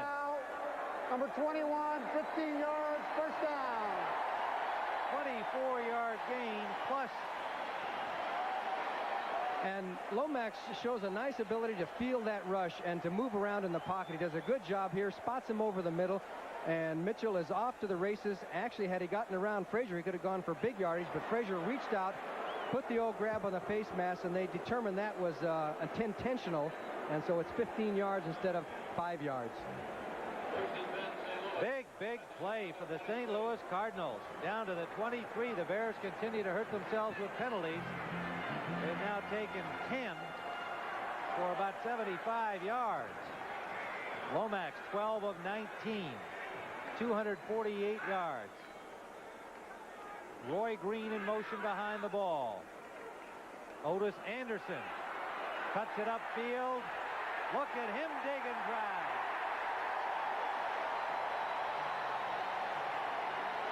Jim Hannafin said Otis Anderson has become a leader these past 2 seasons. Well, Jim Hart and Dan Deerdorf were still here. They were the veterans looked up on as the leaders of the team. Anderson kind of shy, didn't want to take charge, but now that this is the young team that is led by Lomax at quarterback, leadership has been exhibited by Otis Anderson, and he has been off to an outstanding start this season. Fensick and Wilson finally stopped him, but he may have picked up the first down, and he did. Anderson to the Bears' 13-yard line. The Bears have certainly hurt themselves penalty-wise. They now have 10 penalties. 10 penalties in this football game. 13:24 left in the game. St. Louis up 24-21. Anderson now has 55 yards rushing on 13 carries, and he got tough yardage. A key play there. Cardinals, with a score here, can take command of this football game. They lead 24-21, and oh, what a job by Hampton. Dan Hampton had the quarterback and the running back at the same time.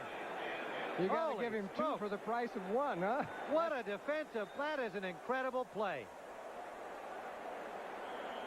Okay, let's watch for big number 99 as he comes across the line of scrimmage. Nobody hits him. He grabs Lomax and says, hey, Otis, you're not going anywhere either. Boy, he's like a mountain in there, isn't he? Really an incredible play by Dan Hampton. This is a big defensive stand for the Bears. If they can hold the Cardinals to a field goal, they would only be down by 6. Loss of 7 yards on the play. Second down. Back out near the 20. Lomax rolling. Just got it away. It's going to be intercepted. No, knocked down by Sean Gale. Sean Gale had the ball in his hands. Might have started to run with it. Singletary was there as well. And we'll see what happened on the play, but Gale had a great chance to catch the ball. They might have just collided as the ball came down. And believe it or not, he would have had some running room had he hung on to that ball, even though he was down on his own goal line. As Lomax rolls out, and the pressure comes from Hampton from behind 99, and Lomax just puts it up there shooting for Marsh, number 80. Marsh is tripped up, and Sean Gale cannot hang on to the ball. So it is third down at the 19-yard line. Mike Hartenstein, there was some talk that he might not start today because of his bad ribs. He's been in there all day long. His 138th consecutive start with the Chicago Bears. Out of the shotgun, Lomax off to Mitchell. Mitchell can't get away from Dave Dewerson, number 22. Leslie Frazier there, number 21. So now the field goal unit comes on. Neil O'Donoghue has a 44-yarder to his credit. He scored the opening points on the first offensive series of the game. So that was a big stoppage. Even if the Bears give up 3 here, they'd still be within a touchdown difference. Converted touchdown would put them back in front. So even if they hold them to a field goal, they will have done a good job here. And one play did it for him. Hampton getting across the line of scrimmage to put him in the passing situation. 31-yard try by O'Donoghue on the hash mark. And it's blocked. A huge defensive play for the Bears. I was watching Al Harris, who was waving his arms trying to distract O'Donoghue from behind the line of scrimmage. It might have been Jim Osborne that got through. It looks like Osborne. It looks like he hurt himself. Let's hope it's not serious. Don't want to see players of either team hurt, and the Cardinals had already lost Leonard Smith early in the game with a knee injury. Boy, the penetration came right up the middle. There's Harris waving his arms. And here comes Jim Osborne, number 68, and somebody else there. I don't know which one of them hit it, but there were 2 of them. Sean Gale came diving across from the outside. Let's try it from this angle. That's Todd Bell, 25. No, and Sean Gale, yes. 68 and 23, both there. So a big block field goal try. We'll be right back. Well, somebody else's opinion, despite our looking at about 10 replays, is that it was Sean Gale. Now, I don't know how they can make that official, but I thought it was Gale, too, diving in. Osborne was right there. First down, Bears. And Walter Payton picks up about a yard to the 21. Let's let the viewer be the judge. 68 comes up the middle. That's Osborne. 23, Sean Gale, will come diving from the right side of your screen. Which one, or should we give them both half credit? As they both come in there. Hard to say. It's hard to say, but it was blocked, and the Bears are down by 3, and the Cardinals are starting to stack up on Payton quite a bit as you look at Jim Osborne. Since he got hurt, maybe we ought to give him the credit. His first field goal block. Cardinals have 2 of those this season. They came early in the season. Art Plunkett getting both of them. Big 6'7" offensive lineman. Suey is trapped behind the line.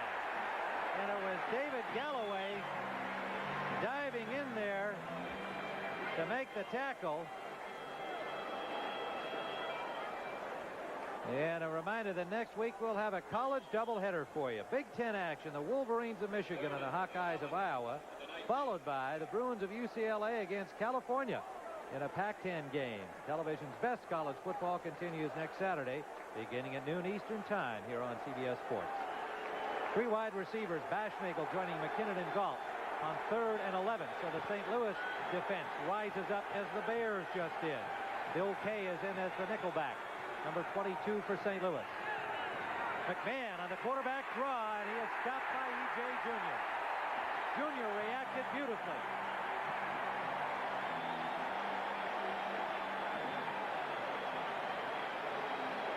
So the Bears will have to punt. That was a planned draw. The Bears, knowing the ferocity of their rush the last quarter or so, decided to try the quarterback draw, but E.J. Jr., number 54, would not be fooled. Stafford Mays, Curtis Greer on there, too. Finzer's punt, short. Mitchell fielding at the 45, dives inside the 50 in the Bears' territory. Dan Raines came up with the football, but the officials say it belongs to St. Louis. 9:09 to play regulation time. Cardinals by 3, 24-21. The daring of Stump Mitchell cost him on that punt return. He left limping. They're attending to his leg. First down, St. Louis, as Mitchell got them inside the 50 to the Bears' 48. Lomax, sideliner, Green, incomplete. A little bit high, tried to one-hand it, and he took a pretty good shot from Leslie Frazier, and Green is slow to get up. Green has 5 catches on the day, 149 yards. A flag is down back at the line of scrimmage in the Cardinal backfield. It's going to go against St. Louis. Holding, number 68 on the offense. Still first down. Red Cashin charges Terry Steve with holding. 1st and 20, St. Louis. Lomax is 13 of 22, 254 yards and a touchdown. Okay, 68 was called for the holding, and he's right at the right side of your screen there as he holds Richard Dent, 95. 1st and 20, 9:07 remaining regulation time. Marsh and LaFleur, double tight ends for St. Louis. Lomax, deep. Good coverage by the Bears. The ball overthrown, intended for Greg LaFleur, getting the tight end downfield. First time we've seen that today.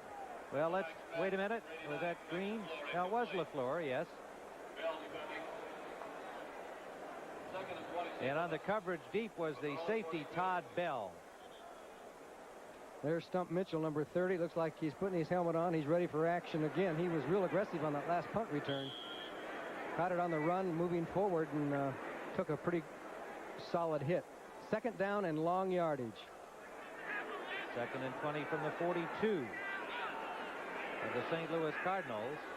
They approach the 9-minute mark to go. Now Green's in the slot this time. Pressure. Hampton again. Got the pass off beautifully to Green. Green away from Gale. Short of the first down, but into their territory at the 42-yard line. Outstanding effort by Lomax. Yes, for spotting Green, who was in the slot that time. He had Gale covering, and he went across like he was going across the field and cut back, and Lomax adjusted in the pocket and caught him. Now, Green will be number 81 to the right of your screen, and he may come into this picture. No, he's already made it. There he goes, and you can see 23 chasing him. That's Sean Gale, and here comes the move. Maybe the move of the day, as Gale goes right on by like 2 trains passing in the night, and Green takes it up almost to the first down marker. 6 catches for Roy Green now. A nice moment. Hampton and Lomax having a word for each other and exchanging pats on the butt for an afternoon in which they have become quite well acquainted. Hampton has been in there visiting with Lomax all afternoon.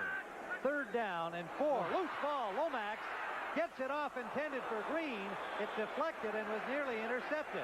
And an official went flying on the play.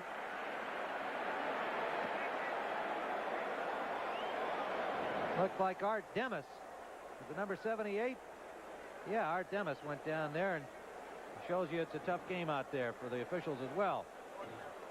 Just never really got his handle on the ball. The snap was a little bit low, and you're going to see right now number 81 come across there. That's Green, and he was trying to hit Green, but the ball was deflected and almost intercepted.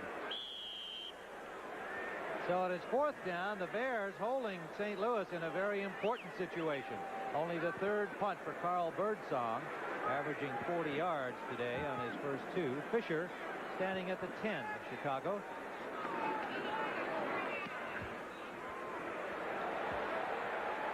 It goes out of bounds at about the 15-yard line. So the Chicago Bears are now approaching crunch time for them. The Cardinals defensively have been tough the last 2 Bears series.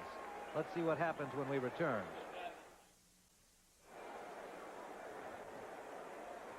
The clock becomes important. 8:43 to play. St. Louis by 3. Bears football, first down from their own 15. McMahon has gone all the way at quarterback, but for one play when he went off to have his hand injected with a painkiller. Draw play. Payton dancing, gets his way out to the 27, where he's hauled down from behind by Al Bubba Baker. And remember, at the end of this well-played football game, we hope to show you yet another one. It's certainly a key matchup. Dallas and Washington battling for first place in the NFC East, both at 4-2. Some of you will see the Vikings under the new coach Les Steckel out against the Super Bowl champion Los Angeles Raiders. Lots of football ahead today on CBS Sports. 2nd down and 3. A 7-yard gain for Payton. And Payton dives for the first down. Somehow squirted through a little gap behind Forts and Covert and got the Bears first down. He's got to be close to 100 yards for this game, too, Walter Payton. He had 88 going into this series. The Rams are really doing it to New Orleans, 28-10. Philadelphia in front of Indianapolis, 13-7. 2 struggling teams. The Colts have won 2 and lost 4. Miami ahead of Houston now after a slow start. And Walter has hit the century mark. He's right on it. 100 yards on 23 carries. His 60th 100-yard game. McMahon for Gault, who slipped. Both the defender and the receiver slipped, which was good fortune, because once Gault was down, Wayne Smith had a chance to make the interception, but he fell as well. There it is. 60 times over 100 yards during his NFL career. As you know, last week he broke Jimmy Brown's record. And now 60 and heading for more. Kansas City has the lead over San Diego now in the 3rd quarter. And Cleveland 20, the Jets 17, 4th quarter. Good rally by the Browns. Well, the Browns have been struggling. 1-5 going into the contest. 2nd and 10. Rolling right, McMahon. Back the other way for Suey. Suey cannot get the block he needs. And a good defensive play. David Galloway right behind him. Stafford Mays. Credit the St. Louis defense. Well, that play was really set up. Had it not been for Galloway and Stafford Mays, Jay Hilgenberg, 63, the center, on this screen back to the fullback, had his choice to hit Galloway high or low. He decided to go low, and Galloway went over the block. Now, 63 goes to the ground. They're chasing. Now, you can see the screen is going to set back on the other side of the field. Now, you see 63 will be facing 65. I hope we get a chance to see it. Nope. But anyway, good play by Galloway. Excellent. The St. Louis defense, they've been saying that once they got healthy, they'd be better. And they have been. The crowd is into this game. Timeout is called by the Bears on 3rd and 13. 6:23 to play in regulation time.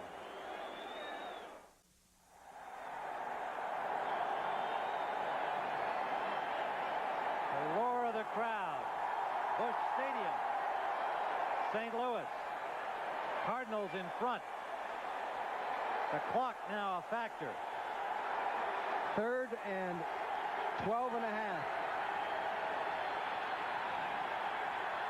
McMahon will have to screen the signals out of the shotgun. He had to clap his hands to get the ball. Flags down. McMahon throws it out of bounds. McMahon could not make himself heard. He clapped his hands in order to have the ball snap. Motion was probably called against Chicago. Will they have to pay the price? Yes. Walter Payton turned up the field and was down the field on the snap of the ball. McMahon decided to continue on and try and call the play. And in that situation, it probably would have been much better just to raise your hand and say, I can't hear. Offside, number 84 on the defense. Penalty is declined. 4th down. And Payton was also downfield, too.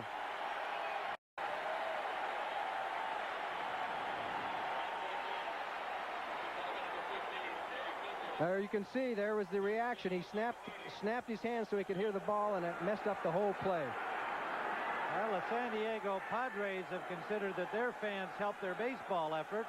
St. Louis Cardinals football fans have done it here. Stump Mitchell is back in. A high snap. Kinzer, it's blocked. The ball is loose. Cardinals will take over. A blocked punt. I'm not sure Finzer ever got to kick the ball.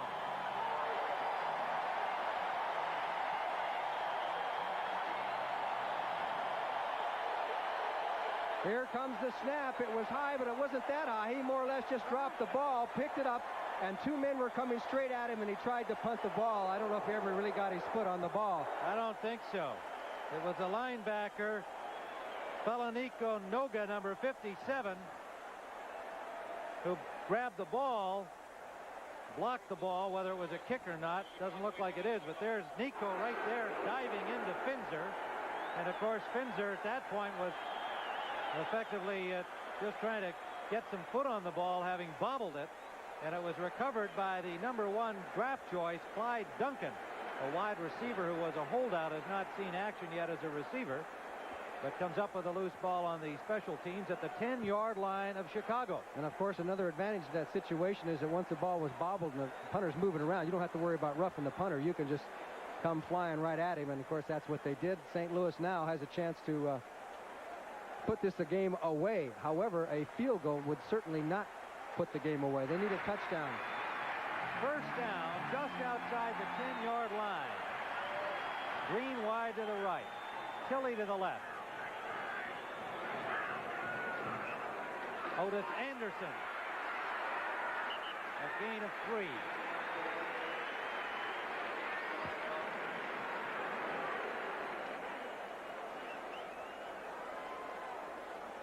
Dent and Bell made the tackle. And you saw Neil Lomax looking for the signals that come in from the sidelines.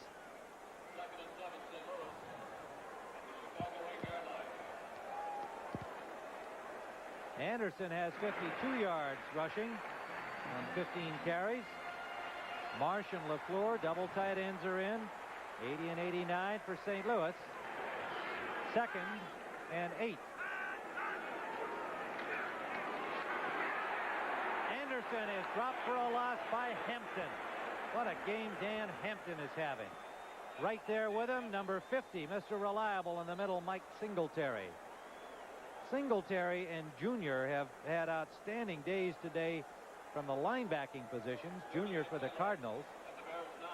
Allerman has not been much behind him in his effort, and Singletary, as usual, has had another good day for the Chicago Bears. And he's playing this game with a broken tailbone, and if you don't think that can be sore, especially if you get hit from behind. Well, he doesn't plan to be sitting down out there too much today, I'm sure. Mitchell, Carroll, Danny Pittman are in on 3rd down. Lomax runs it up the middle. Touchdown.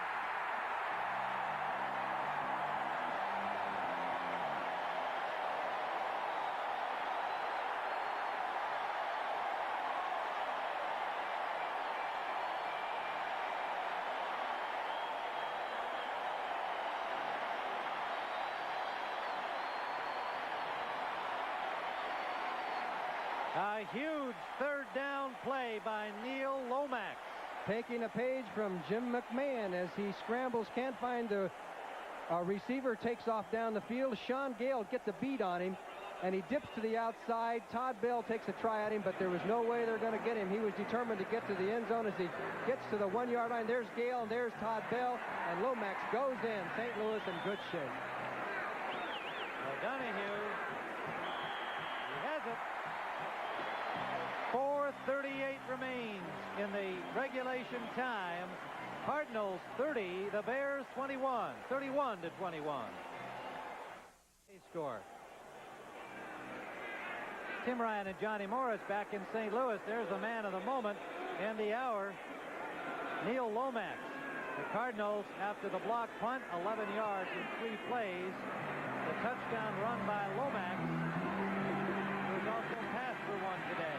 Jack Cameron returning the kickoff for the Bears to the 28-yard line.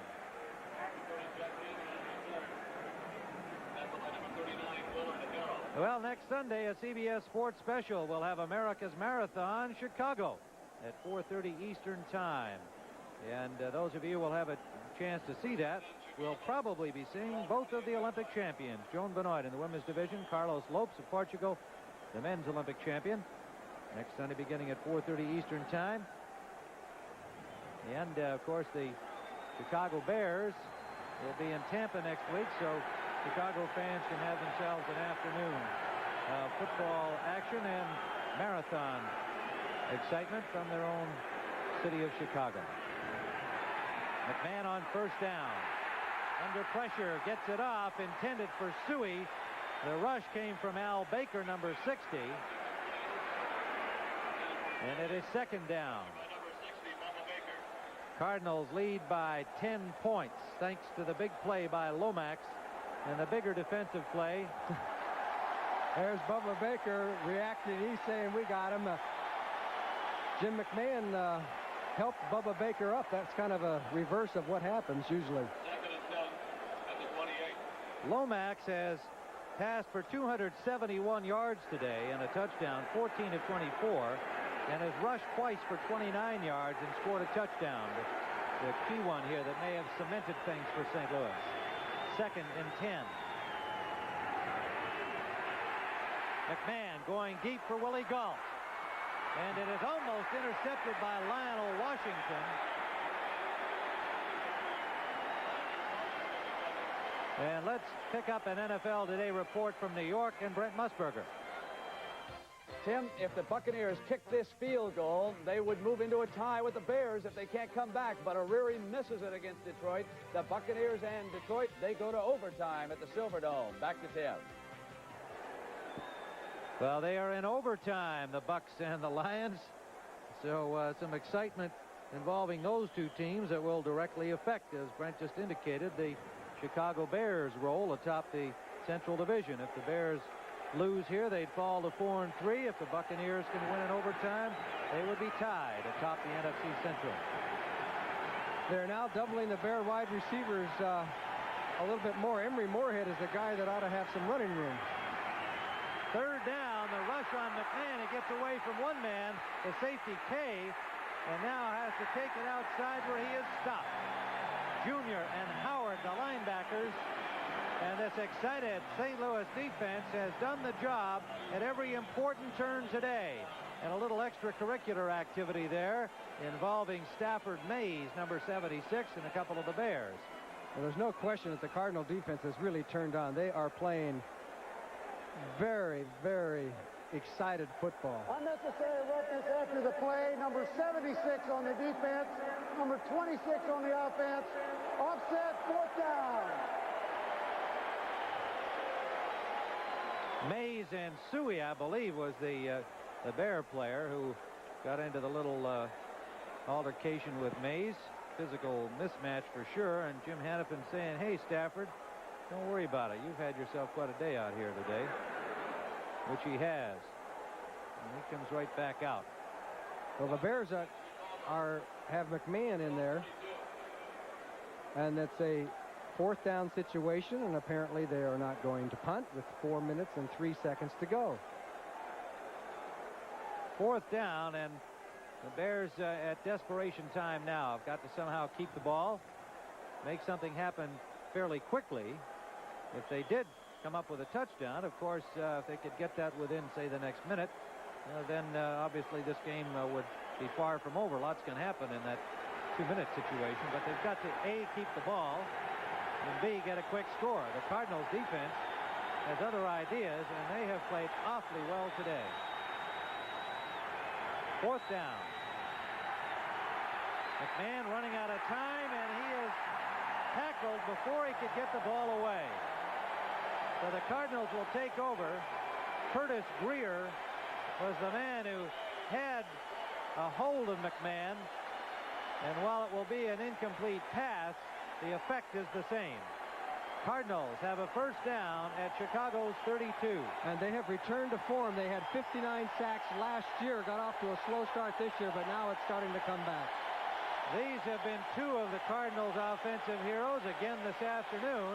And next week on the NFL Today, you'll get a little closer look at them. Lomax in green. And our action next Sunday will find these Cardinals at home against Washington. And the Bears, meanwhile, will be at Tampa Bay, so those two games loom large.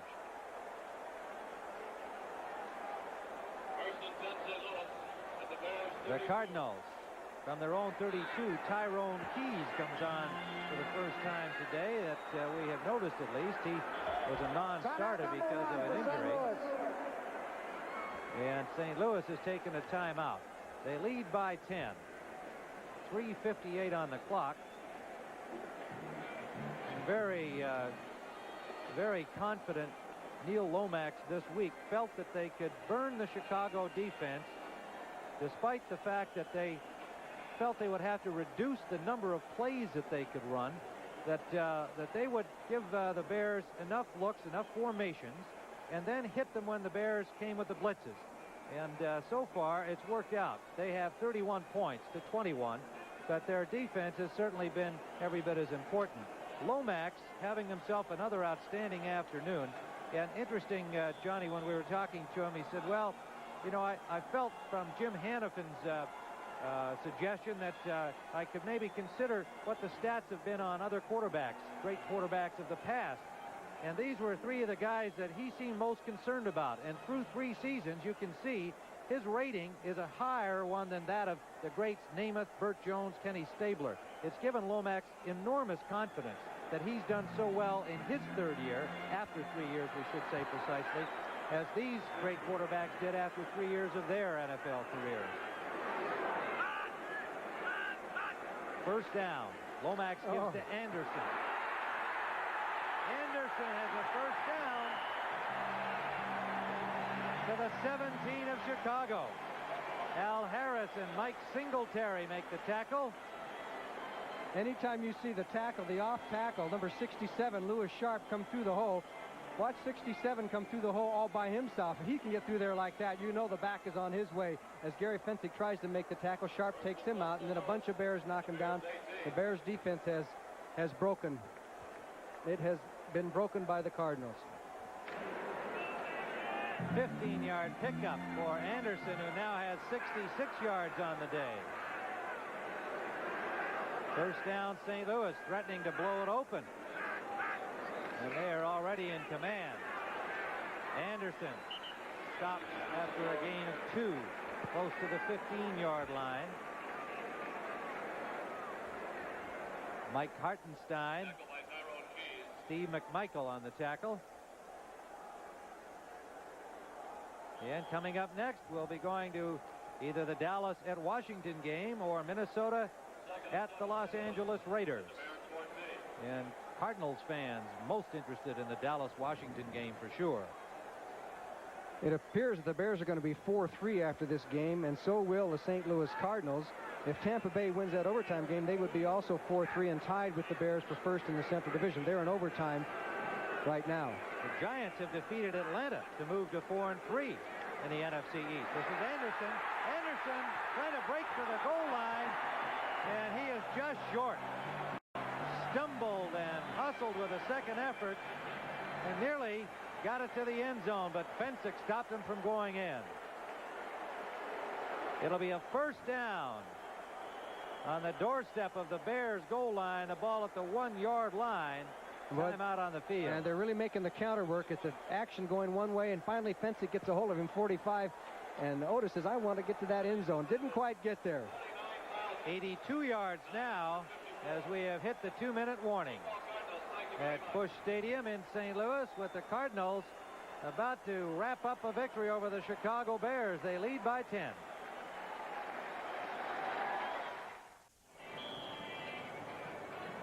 Back at Busch Stadium in St. Louis, the Cardinals on the 1-yard line of the Chicago Bears and holding a 10-point lead.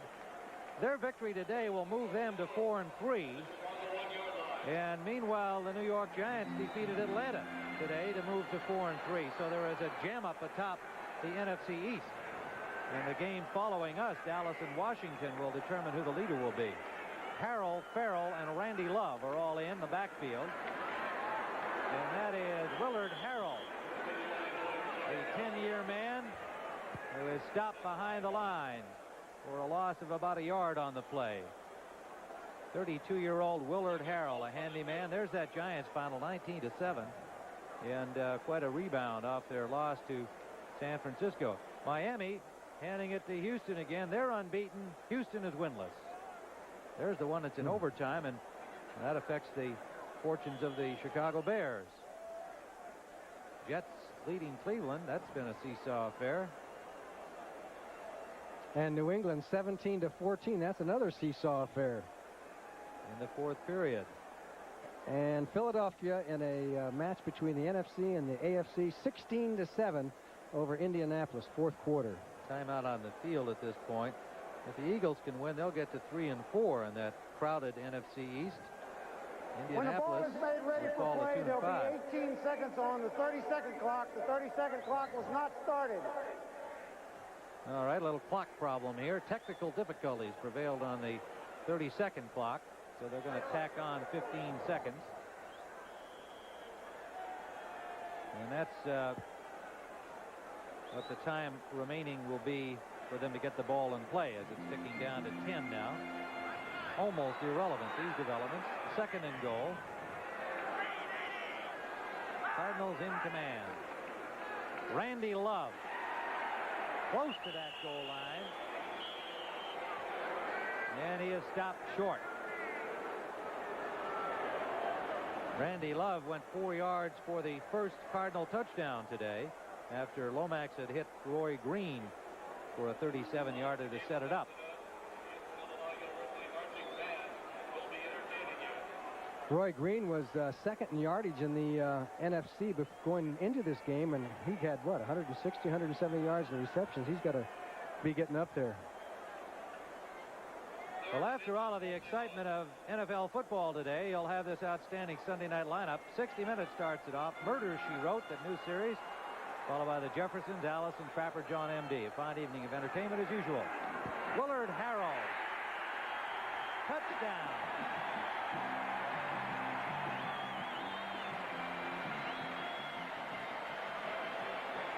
Now, there's the kind of a guy you like to see get one. They've had quite a shakeup on the St. Louis roster. Most of the old veterans are gone. This is a young team led by the likes of Lomax and Green.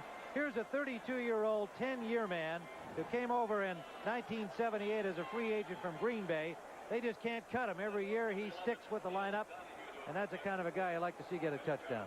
He put his nose in there and got in and says, I want to be a part of the action, and he is, as St. Louis has really blown this one open now. It's going to be 38-21 if he makes this one.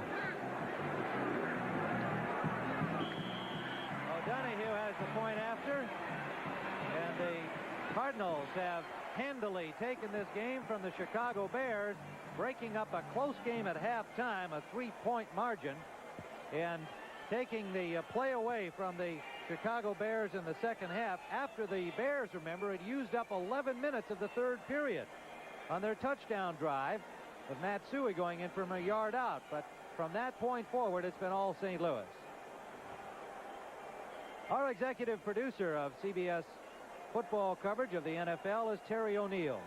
Senior producer, Charles H. Milton III. From Montrose, Colorado, our producer on the site, David Winter.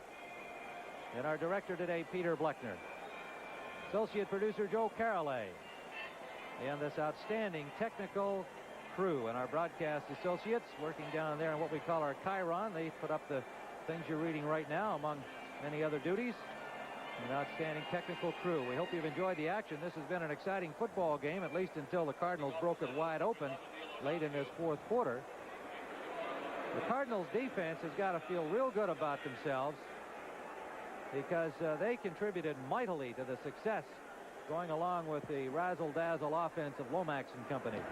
O'Donohue, as you see the view from Jack Cameron in the Bears end zone, who will bring it up.